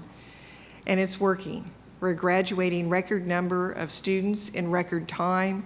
Last year, more than 6,900 undergraduates earned Iowa State University degrees, and the average time to graduation is 4.4 years. ISU graduates have never been in more demand. Our post-graduation success rate is a stellar 95%, meaning that 95% of our graduates get a job in their field or continue their education within 6 months. Employers are truly clamoring to hire our graduates because Iowa State graduates develop an entrepreneurial mindset, meaning they're ready to take on an immediate impact as innovators, critical thinkers, and difference makers. At the Iowa State Fair, we are infusing innovation and entrepreneurship, and this was demonstrated by our exhibit at the fair. So we had about 150 students come and do a pitch about their innovative ideas. These were undergraduate students at Iowa State, but also 4-Hers from around the state and individual community members that wanted to participate as well. The top prize went to one of our recent graduates, Mitchell Hora, and now his brother, a freshman, David Hora, a freshman in agronomy at Iowa State. They're from Washington, Iowa. They started a company called Continuum Ag. But real quickly, the 4-H prize went to a group of 4-Hers who developed a pitch about civil discourse. The community award went to the Boland Dairy that has an agritourism project where you can go and sleep with a dairy cow. So if any of you want to do that, just let me know and we can get you connected. So pitch competitions, whether they're at the state fair or they're on campus, they're increasingly a part of the culture at Iowa State University, and our students are responding, being able to stand on the stage and talk about what their ideas are. We're really excited about this beautiful building that will open up next semester. It will be a game changer. It will really help us build a culture of innovation and entrepreneurship at Iowa State. 140,000 square foot building funded by the state legislature and by donors. This will be a state-of-the-art facility to allow students from every major on campus to come over to create and innovate. It will be a hub for this experience. Just the other day, a student wrote and shared the question, will we have production media suites available in the building? And I was able to write back and say yes, and her response was, I will spread the word. So the students are excited about what's going to happen at this new facility at Iowa State. Our culture of innovation and entrepreneurship includes the great work that's happening at the Iowa State Research Park. This is where Iowa State's value as an engine of economic growth and opportunity is accelerating. The ISU Research Park, anchored by the Economic Development Core Facility, is currently home to 90 companies, more than 2,000 employees, 300 student interns, and it continues to grow. In the last year, industry giants like Kent Corporation, Collins Aerospace opened satellite offices at the park focused on innovation. John Deere recently cut the ribbon on its 37,000 square foot sprayer test facility. But what's even more important, the park is spinning off jobs and opportunities all across Iowa. Companies that have started at the park and have since relocated across the state currently employ nearly 2,500 Iowans. Entrepreneurial programs based at the ISU Research Park, including the ISU Startup Factory, are helping to make the state more competitive in business growth and job creation. 77 companies have completed the ISU Startup Factory and are up and running and have raised a combined $23 million in capital. One of these companies, SafeI Tech, started by Professor Martin Thu, pictured on the left, produces a no-heat solder for electronics manufacturing and recently received an investment from a Boston firm to bring this innovation to market. You may recall that Iowa State University, in partnership with the Ames Laboratory, a Department of Energy laboratory housed on our campus, is also the birthplace of lead-free solder, which revolutionized the electronics industry and was our top royalty income-generating technology. ISU's Economic Development Assistance programs, including the Center for Industrial Research and Service and the Small Business Development Center, also are housed at the ISU Research Park, but they reach out to business and companies throughout the state of Iowa. Last year, CIRRUS and SBDC served 5,700 different companies, helping create or retain 6,800 jobs and generating more than $841 million of total economic impact.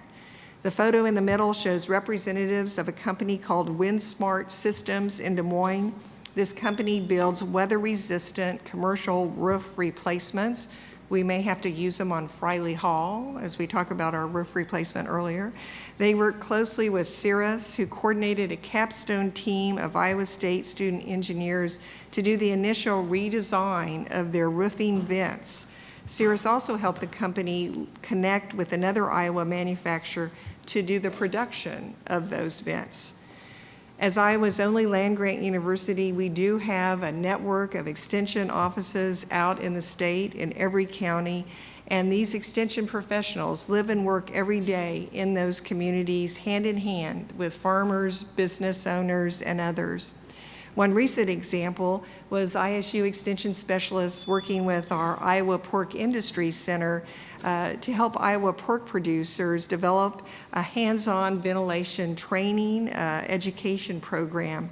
And this has now had an impact with 171 producers participating in workshops, and it translates to an impact on over 63 million pigs and over 1.2 million sows.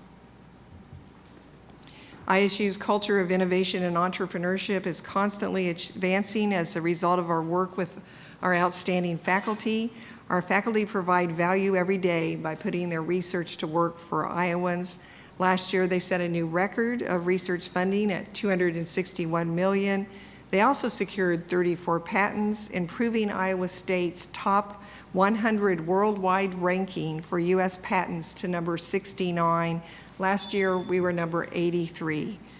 A key principle of our land-grant mission is to adapt and to respond to society's rapidly changing needs and advance science with practical applications. Here's a great example. Pictured on the far left is Professor Robert Brown with assistant scientist Santanu Baksai. They are studying a slow-release fertilizer that can not only feed crops, but also protect water quality. It's called biochar, a black powder that comes from bio-oil production. Another example of how Iowa State provides leading role in critical issues like water quality and provides innovation to advance the state's growing bioeconomy. As we think about the future of higher education, we are well aware of the conversations and media reports about rising costs. Both public and private colleges are experiencing enrollment challenges and are taking steps to attract more students. What we can say for certain is college graduates on average earn $1 million more over their lifetime than individuals with a high school degree. Iowa State has never wavered in its commitment to our land-grant principle of remaining accessible and affordable. Students continue to choose Iowa State because we offer very competitive tuition rates. Iowa State rates are 20 to 80% less than other universities across the Midwest, and we offer the lowest tuition and fees compared to our peer land-grant universities, as shown here on this slide. But our low tuition rates, combined with fewer students enrolled at Iowa State this fall, is further reducing our overall income. Like all Iowa businesses, Iowa State is experiencing increased costs for employee salaries, infrastructure, technology, and services. As a result of increasing costs and lower tuition revenue, Iowa State made some extremely difficult decisions to reallocate $23 million in our fiscal year 20 budget. This equates to 3.1% of our general university budget. We support the Iowa Board of Regents' 5-year tuition plan, of which year 1 was implemented this fall. We recognize the importance of considering our resource needs holistically. Tuition, state support, the university's obligation to operate more efficiently, and to consider additional sources of revenue. For fiscal year 2021, we are requesting $7 million in new reoccurring funding for our general state appropriation to support student success. At the heart of student success is our people. It's our faculty and staff. The quality of Iowa State's academic program is determined by our faculty and their innovative teaching, research, and extension programs. Our faculty are working with students every day to provide an outstanding education, and our staff provide critical support services. These pictures help tell the story. On the left is a photo from Math 166 lecture. This is an advanced calculus class. Professor Heather Bowles is holding the portable white board, talking one-on-one with a group of students as they discuss things like the applications of derivatives. And we'd be happy to have Heather come and speak about that anytime you're ready for that lecture. This is not an easy class, but our faculty care deeply about ensuring that our students fully understand the concepts. The photo on the right is of students in a second-year architecture class. They're working side by side with their professor to design and build a new pavilion at Ryman Gardens, a great experiential learning opportunity for our students. Additional resources from the state are needed to recruit and retain our best and brightest. The faculty and staff who will ensure the Iowa State student experience remains exceptional. This includes the work of our faculty to conduct research that advances the curriculum so that students are learning information and concepts that are on the cutting edge of their majors and programs. Faculty research and extension programs also support the innovation needed to generate growth and opportunities all across Iowa and support the state's economic vitality. One area where Iowa State faculty excel is in the biosciences. The biosciences have been identified as a top economic sector for growth potential in Iowa. We're asking for $3 million in reoccurring state resources to support Iowa State's expertise in the bioscience platforms identified by the state in 2017 in the Economy Report. Iowa State is very grateful for the $825,000 reoccurring appropriation approved this last year for this initiative. And with those resources, we were able to begin establishing an innovation ecosystem for bio-based chemicals and products. We hired a chief technology officer who is responsible for accelerating the transfer of new platform technologies to the commercial sector. And we established a seed grant program designed to create new industry-university collaborations. Additional annual resources are needed to build off this initiative and create similar momentum with the vaccines and immunotherapeutics and precision and digital agricultural economic development programs. Well, you've already heard about our capital request, which is a 3-year request of $10 million per year for critical renovations and upgrades to LeBaron Hall. LeBaron Hall supports a number of programs in our College of Human Sciences, and these programs have experienced significant growth and are highly ranked. Iowa State is committed to raising $15 million and contributing another $10 million in university funds for this project. As I conclude my presentation, I appreciate the opportunity to share some of these wonderful stories, reflecting the value that Iowa State University provides to our students and to Iowans. We're excited for another great year at Iowa State University, and we remain committed to educating the sons and daughters of Iowans and preparing them to be successful in the workplace or to be successful with their own startup company. We look forward to more opportunities this year to work with the governor and legislators to showcase our distinct value and to demonstrate how we impact the lives of everyday Iowans in every county. While my job is to advocate for Iowa State University, I truly believe the entire Regents enterprise should be viewed as one of this state's most important investments. With the necessary resources from the state, our universities can strengthen our position to transform Iowa and to ensure a bright future for all of our citizens. Thank you. I'd be happy to answer any questions.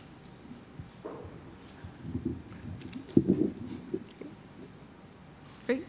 Thank you very much. You're getting off easy. President Harreld.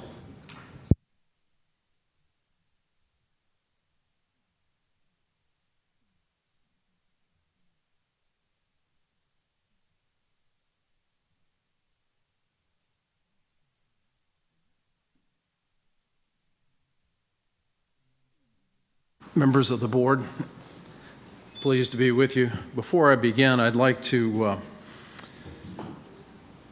recognize Carson King and his recent donation to the University of Iowa Stead Family Children's Hospital. In case you've been on another planet for the last few days, Carson held up a sign during ESPN's game day making a personal appeal to launch a campaign for his beverage fund. And Iowans responded. As of 7:30 this morning, he's received $75,000 of contributions. That's been matched by 2 other firms, and so that's a total of $225,000. And all the parties, including Carson and the 2 donors, have agreed to keep the campaign open until the end of the month. So any of you that are so inclined to donate might go to his website and do so. Carson's an Iowa State student, and I applaud him for his creativity and his thoughtfulness of donating to our wonderful Stead Family Children's Hospital. While we're clearly very competitive on the field, he is clearly showing how collaborative all Iowans really are and how we're all in this together. So thank you, Carson. Thank you, Iowa State. And go Hawks, of course, but at any rate. You'll see here the class of 2023 on the field at Kinnick. It's one part of a week-long process of orientation for our students we refer to as our Eye on Iowa. And I've mentioned this several years, but this program helps to get our newest Hawkeyes off to a fantastic start, and it helps also, I believe, get them on the right path for one of the most important transitions in their lives. So welcome to all these new Hawkeyes. Speaking of this class, we're quite pleased with this class. As you've heard me say before, our strategy is not to focus on size. Rather, we strive towards excellence in everything we do, and our goal is to see each of our Hawkeyes succeed. To that end, we hit our mark of having between 4,800 and 5,000 incoming first-year students this year. With this incoming class, we were right around 33,000 students on our campus, and we believe this size allows us to focus on providing the excellent support our students need to be successful. And just a reminder, student success is the first element of our strategic plan, which I'll mention in a little bit more detail in a second. You'll also notice that over 20% of our incoming class self-identify as first-generation students. This is the result of a challenge I gave to our admissions team 3 years ago, and each year since then, they have met that goal. I would like to commend them and thank them for all of their efforts in doing so.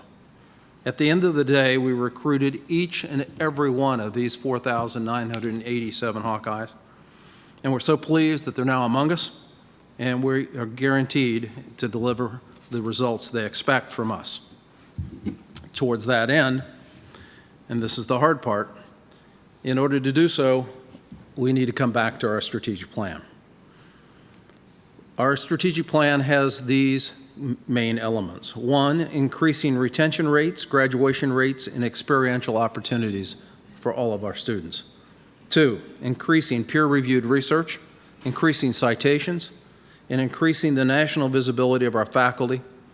And finally, thirdly, increasing access to quality health care while playing our part in stimulating Iowa's economy. We've built the mechanisms that allow us to materially impact each of these elements, and with your continued support, we will indeed make a difference towards those goals. As each of you know, our strategic plan will expire soon, and in order to refresh that plan for the next 5 years, the campus has recently embarked on a several months-long process. This process will be open, transparent, and inclusive of shared governance throughout our campus. Importantly, we will continue our focus on 4 important areas. 3 I mentioned earlier of student success, research and discovery, and engagement, as well as how we work together, which is our strive towards more diversity, equity, and inclusion in everything we do. This time, in this particular planning process, we decided to start this with our colleges and central service units, ensuring that this is a bottom-up and not a top-down process. Spending the time to refresh our strategic plan will ensure transparency and clarity for you, our board, and our constituents, the students, the parents, Iowans, and all of our alumni. And we know you're all very focused, as we are, on wisely spending these resources that come from all of these various communities in ways that will improve our outcomes. As Tom Friedman, the New York Times op-ed columnist, once said, a vision without resources is hallucination. In order to ensure that the UI strategic plan is resourced, the University of Iowa, as you know, has spent a better part of this year engaged in the exploration of a P3, a so-called public-private partnership, and focused on our utility system. First, the UI owns today its utility system, which includes the power plant, water, chilled water, and tunnels. If the university completes this transaction, the UI will still own all those elements. Let me say it once again. If the university completes this deal, the UI will continue to own its utility system. And you may be asking at this point, what's the benefit then to the UI and to the partner? Well, quite simply, the UI will receive a significant upfront payment that the university would place in an endowment. The university would then spend the proceeds from that endowment on funding its strategic plan. In return, the partner would receive a steady financial return, along with tax benefits that the university cannot obtain because we're a nonprofit entity. Again, this partnership is not a sale of the university's utility system. It's not a strategy to eliminate employee jobs. In fact, if our employees do not want to join the partnership, they will have the choice to stay with the university as an employee. And UI is not backing up. In fact, this could well lead to acceleration of our commitment to sustainability and being coal-free by 2025. As previously stated, the proceeds of any partnership will be placed into an endowment, and only proceeds would be spent.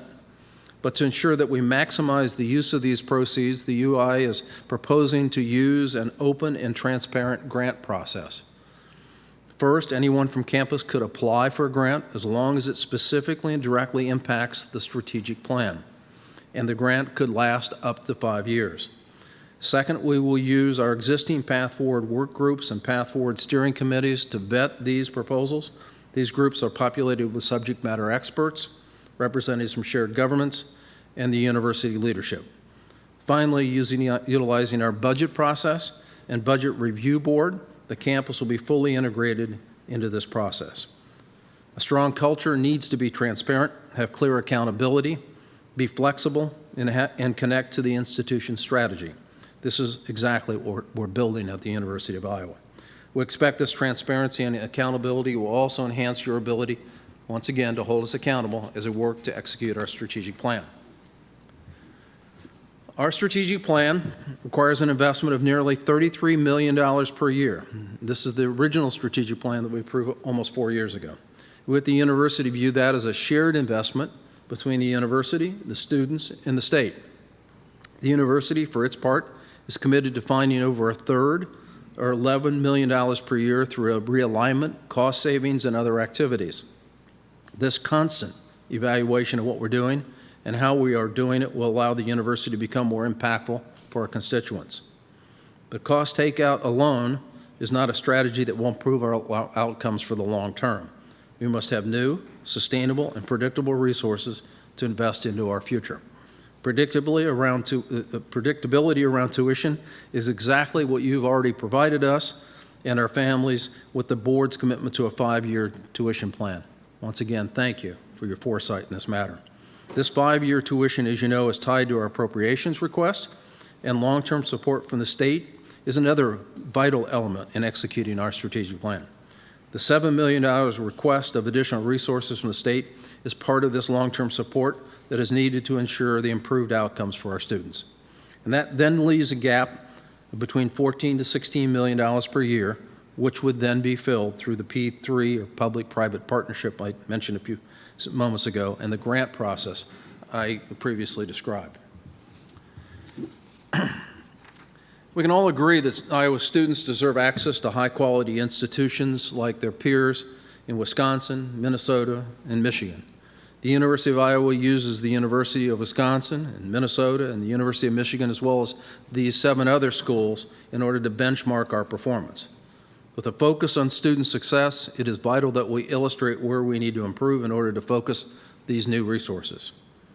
Here, you will see how we stack up against key student success metrics versus our peers. Where we're not at all satisfied with our current retention rate relative to these peers, or the 4-year graduation relative to these peers, we are performing well above the national average of 81% for retention rate and 35% for 4-year graduation rate. And that we're okay, but quite frankly, okay is not good enough for us. It shouldn't be good enough for you, and I know it's not good enough for our students. That means that we have to work, have a considerable work ahead of us to deliver on the quality that our students and our families expect and deserve. At this time, I'd like to also briefly touch on the U.S. News and World Report rankings, and we're pleased that we were able to move our rankings up by 4 spots this year. Now, while we improved this year, we're not where we want to actually be, and it is important for our board, our students, our campus, Iowans, faculty, all of us, and our alumni to know that we have a plan for addressing this, and that plan is indeed our strategic plan, the elements devoted to student success, which are quite specific. We know that we must improve our first-year retention rates, our 4-year graduation rates, our research and scholarship productivity, and many other areas as well. And with your help and the resources to fund the strategic plan, we can impact these numbers, which will improve the outcomes for our students. To be clear, I want to make sure we're not just chasing these rankings, but we're chasing are the metrics that inform the overall U.S. News ranking. These metrics tell a story of outcomes and impact, and what you see here are the metrics, the breaking apart of some of the key elements of the U.S. News and World Report. And while we've improved on some metrics this year, we went the wrong way on others. Again, to be clear, our strategy, our goal is to improve on all of these metrics each year. And as we fund and execute our strategic plan, I believe and know that we can and will.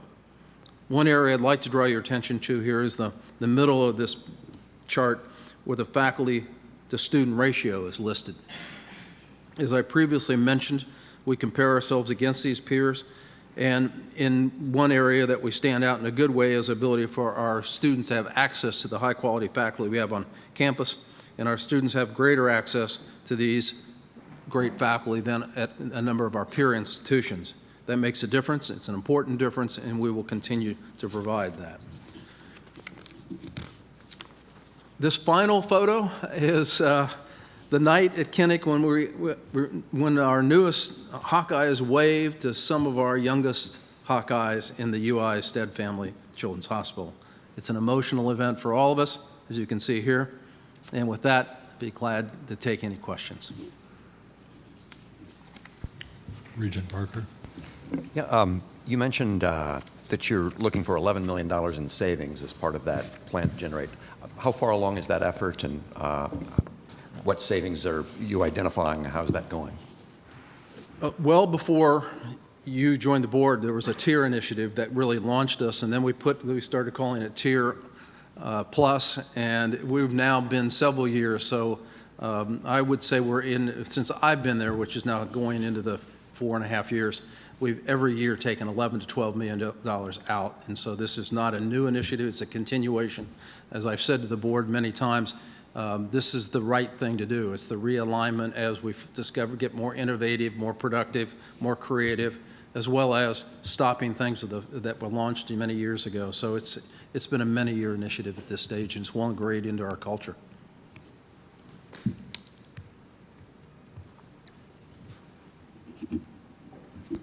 And you mentioned that you like the current size of the university. Do you expect then that size to, that you'll be able to maintain that size?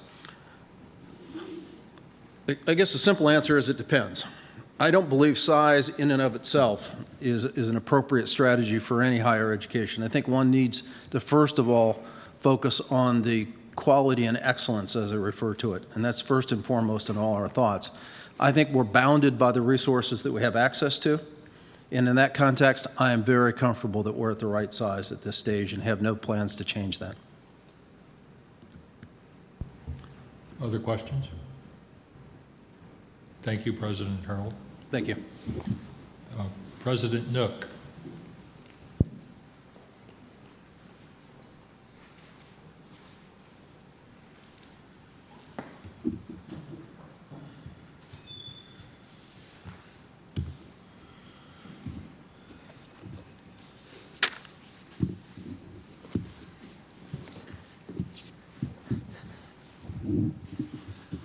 President Richards, members of the board, thank you for the opportunity to again talk about the University of Northern Iowa. It's always a pleasure to have that opportunity. I'll today lay out some of the background to our budget, especially some of the efficiencies in some unique ways, and then talk a little bit about some of the things happening on our campus most recently and the ways that, in one case, we are serving Southwest Iowa, since we're here in the heart of Southwest Iowa. First, to begin with, I want to talk a little bit about our graduation success rates. And this chart really is a chart about efficiency, but it takes a little time to figure that out. So let me help with that. First of all, the purple bars along the bottom are our 4-year graduation rate. The yellow bars are our 5-year graduation rate. And the gray bars at the top are our 6-year graduation rate. A couple things to note. First of all, our 6-year graduation rate has been relatively flat, between 65 and 67%, which is an incredible number for an institution of our type. Similar institutions admitting the same type of academically preparation for their freshman students are running about 10 to 12 percentage points below this. In addition, about 24% of our students transfer out. So if you take the 67% and add on the 24%, you could say that 91% of our students are successful. Most of those students who transfer from the University of Northern Iowa enter knowing they are going to transfer, whether it's to one of the nursing programs in the area, such as Allen or Mount Mercy or the University of Iowa, or they're heading off to Iowa or Iowa State in an engineering program or another professional degree program. They came in knowing they were going to transfer. It's an incredible rate to say really a 91% success rate. Two things to really notice about this chart, though, is that really very few of our students take 6 years to finish. Predominantly, they finish in 5 years or less, and most of them actually finish in 4 or less. But if I call your attention to this 4-year graduation rate, because it's been climbing steadily since from our 1997 cohort through our 2015 cohort, from 29% to 44%. Since the overall graduation rate in 6 years has not changed, the number of students coming out in 6 years is not changing, that the 4-year graduation rate is rising so steeply and so quickly means we've become much, much more efficient at educating our students. That saves the state money, but in particular saves our university students money. One of the questions that I think is appropriate to ask is, how do these numbers compare with peers? And to do that, we select a group of universities that admit freshmen with the same academic profile. The program that we use to select these is a national program. We don't actually select them. We let the program do that. And they do it based on what is the average GPA of the incoming students, their ACT or SAT scores, what percentage of them are first-generation students, what percentage of them are minority or other at-risk populations. When you look at our 4-year, 5-year, 6-year graduation rates and our retention rates, we are in a group of amongst 25 similar institutions. We are between 10 and 13 percentage points above the median of that group. Our retention rate ranks first in that group, and our 4-, 5-, and 6-year graduation rates rank 4th or 5th out of 25 with a similar freshman class profile. It really is remarkable what the University of Northern Iowa is doing for the students of Iowa. We're also helping to save students money. I know we talk about live like a student, but I'd like to update you on where we are. This past year, the class that graduated in 2019, those graduates actually had less debt than the year before. While their tuition was growing over the time that they were there, over the cohort behind them, they have decreased their debt. This could happen because we're admitting economically more advantaged students, but that isn't the case. We really are helping students control their debt. The Live Like a Student program, as we've said, offers not only financial literacy to help students understand how to put a budget together, but also offers private loan counseling.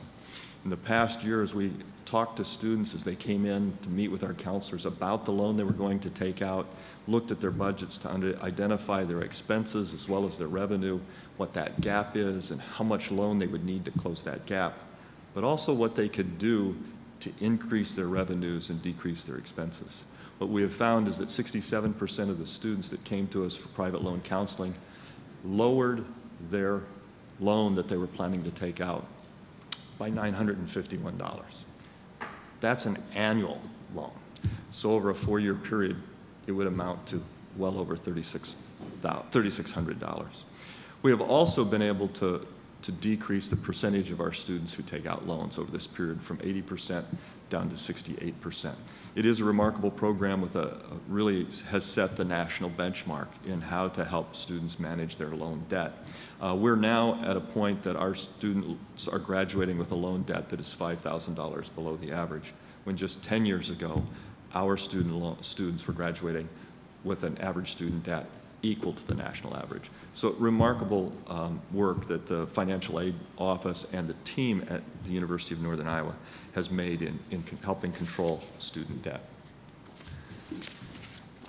We often say that, not often, we continually say that we are the institution that is educating Iowans for Iowa, and we claim that for several reasons. One, 90% of our students do come from the state of Iowa. We really are focused on that population. But it's also the case that 85% of our students take their first job in the state of Iowa. And a lot of people have asked me what's the reason for that, and it really is curriculum alignment with the job market. The programs that you see above were identified by Iowa Workforce Development in 2018 as, over the next 10 years, the jobs that require a bachelor's degrees that will have the most openings in the state. And as you look down through this, with the exception of registered nurses, we don't have a registered nursing program. But I'll remind you, we have a lot of nurses move through our program to get to Allen, to get to Mount Mercy, to get to Iowa, to get to St. Luke's and other nursing programs around the state. But as you look through the rest of these, elementary school teachers, accountants, secondary school teachers, general operations managers, middle school teachers, business operations specialists, so on and so forth, you are reading UNI's curriculum and the strongest of our programs. It really is no wonder that most of our students go off and take jobs in the state, because the jobs that the state needs, we're providing the education that matches those jobs in a very critical manner. So we really are an institution focused on educating Iowans for Iowa. As we were putting our 5-year tuition plan together and spoke with you in the summer of 2017, one of the things that we pointed out is that the difference in tuition between UNI and the research institutions in our state, Iowa and Iowa State, were really very close, essentially the same. At that time, the difference between ours and the average of Iowa and Iowa States was only $188. We looked at our peer institutions and said, well, are we unique? Is that right, or should it be different? And so we took the Regent peer institutions and looked at their tuition and the tuition of the research institutions in their state and looked at the difference. We've updated that data for this year. So this now is the difference between the institutions that are our peers in these various states and their Research 1 counterparts. What you'll see is that all of them are below their research counterparts, ranging from a little over $564 up to $4,513. The average and the mean is between $2,400 and $2,500. Currently, with us freezing tuition last year, the University of Northern Iowa is $515 different. We still have a long ways to go to reach that $2,500 difference that we were talking about and was part of the 5-year tuition plan. We'll continue to work on this, and the other thing that we've looked at is how we compare to regional competitors. And at the moment, comparing 2019 and 2020 data for those regional competitors, again, those are 8 institutions in 4 border states, Minnesota, Wisconsin, Missouri, and Nebraska, and selecting the 2 institutions that are closest to our border.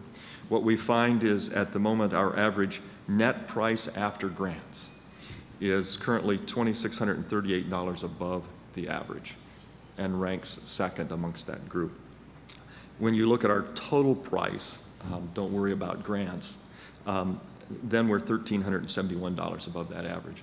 Many of those states have grant awards available to students that we can't access at the moment. So with this, we're going to continue to try to hold our tuition steady for as long as possible until we can get about a $2,500 separation between us and the research institutions in the state, Iowa and Iowa State, and get our tuition closer to our peers in surrounding states as well. So with that, our requests from the state this year include a $4 million increase in our general fund so that we can limit tuition increases as much as possible. That, of course, will depend on where enrollment goes and other factors. So our general fund allocation would be $103.7 million. We also, of course, look at our special purpose and economic development funds. We're asking for status quo in those. But as you heard this morning, we are continuing to look for infrastructure funding for the Industrial Technology Center, both a modernization and an expansion of that. Total project costs of $39.7 million. There was $1 million that the legislature approved for FY21 as a holder, a marker. We're requesting that that stay and that then the rest of the money, approximately $38.7 million, come in the following 2 years to complete the project, really over the next 3 years. I want to talk now about some things that are happening on our campus and a recognition. We were recently recognized by the National Institute for Learning Outcomes Assessment, the Association of Public Land-Grant Universities, and the American Association of Colleges and Universities for our Excellence in Assessment designation. The Excellence in Assessment designation recognizes colleges and universities that successfully integrate assessment practices throughout the institution, provide evidence of student learning outcomes to stakeholders, and utilize assessment results to guide institutional decision-making and improve student performance. Most people think that assessment is really about deciding whether or not you can claim excellence. And while that originally was some of the work that was done 2 decades ago, it really is about quality improvement, not necessarily quality assurance. And so it really is about making a difference. And if you really use this data in decision making, that's where the power becomes. This group, the National Institute for Learning Outcomes Assessment, the Association of Public Land-Grant Universities, and the American Association of Colleges and Universities have been giving out excellence in assessment designations since 2016. They have awarded 27. This is all universities and colleges, 2-year, 4-year, private, public, all of them. This year, they awarded 7.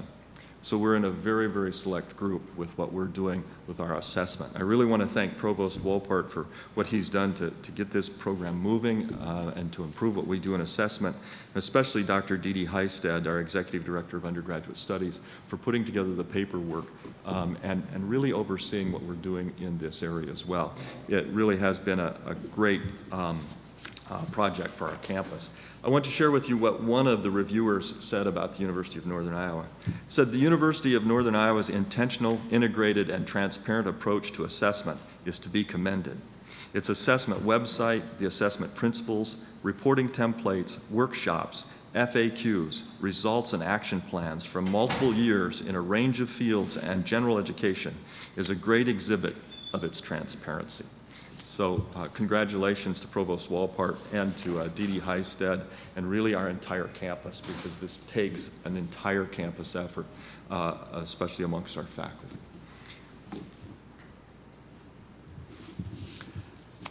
The group that you're looking at now is a group of students from the University of Northern Iowa that are part of Green Iowa AmeriCorps. Green Iowa AmeriCorps is a federally funded program that's housed in business and community services at the University of Northern Iowa.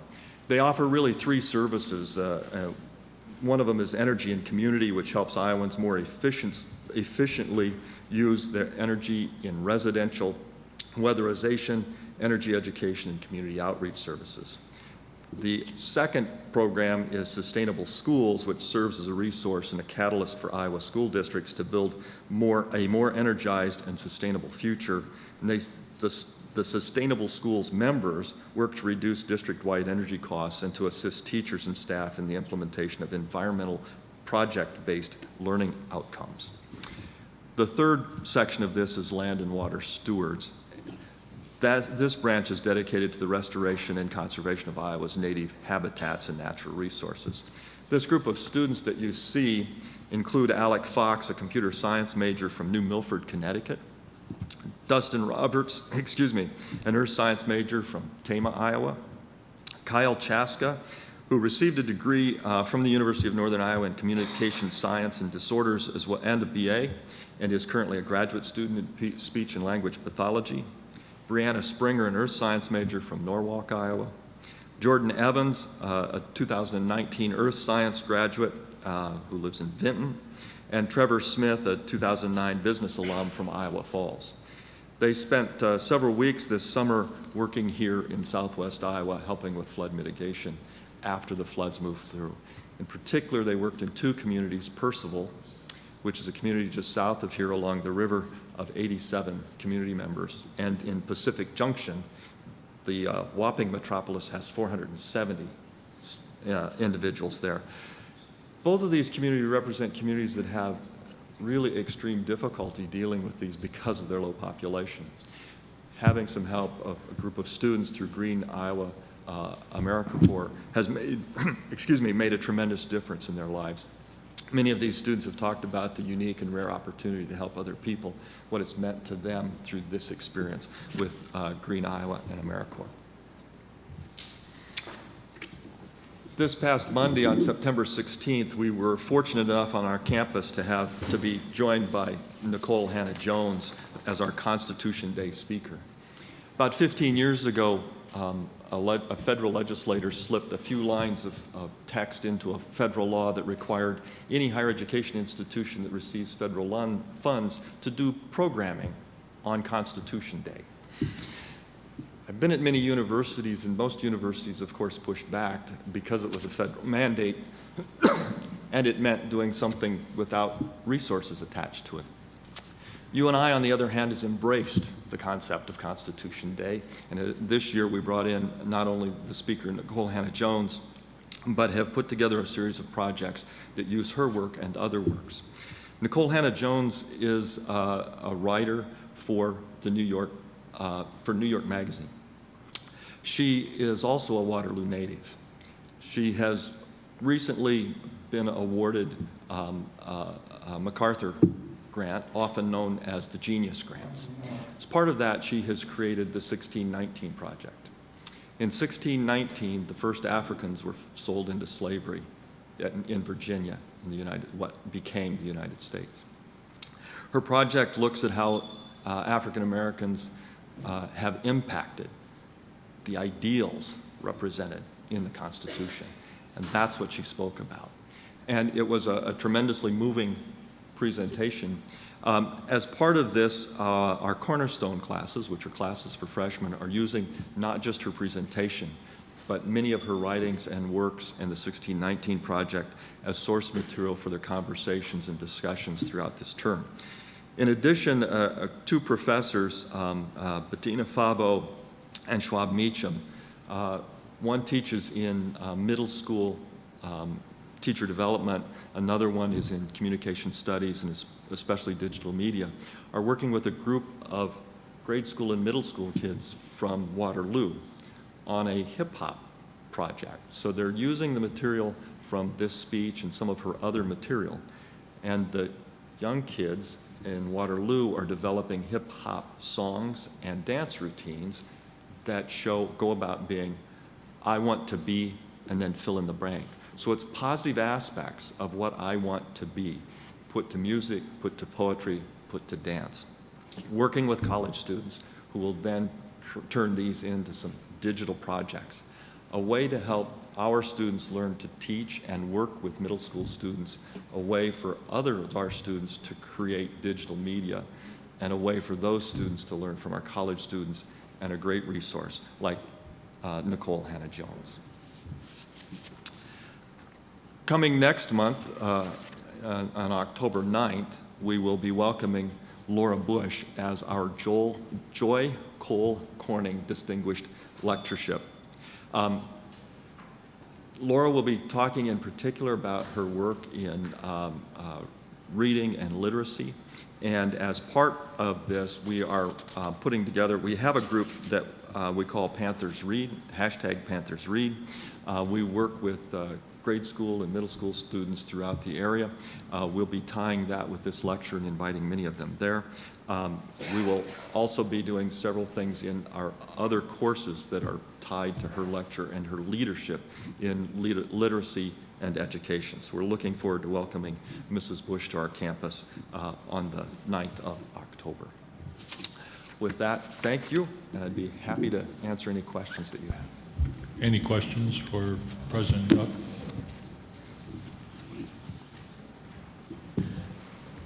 I don't really have a question, but just a comment. I love this part of our board meetings, and to hear the fantastic things that all of you are doing, the unique things on each campus. It's such a privilege to be on this board, and thank you so much for all you do. Thank you. It's too bad she couldn't be more enthusiastic.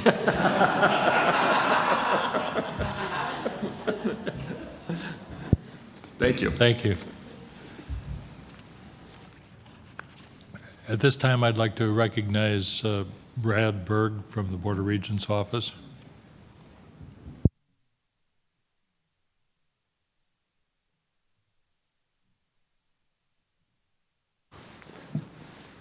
Thank you, President Richards. For the board's consideration today is the operating and other appropriations request for fiscal year 2021, the total $642 million as provided in the docket. As we've just heard from President Richards and the university presidents, the request includes an incremental $18 million for the general university lines and operational increases for the special schools that were described by Superintendent Gettel. Also included in the request before you is the unfunded portion of the 4 biosciences economic development initiatives that were first requested a year ago. And with that, I would be happy to answer any questions you may have. Are there any questions for Mr. Berg?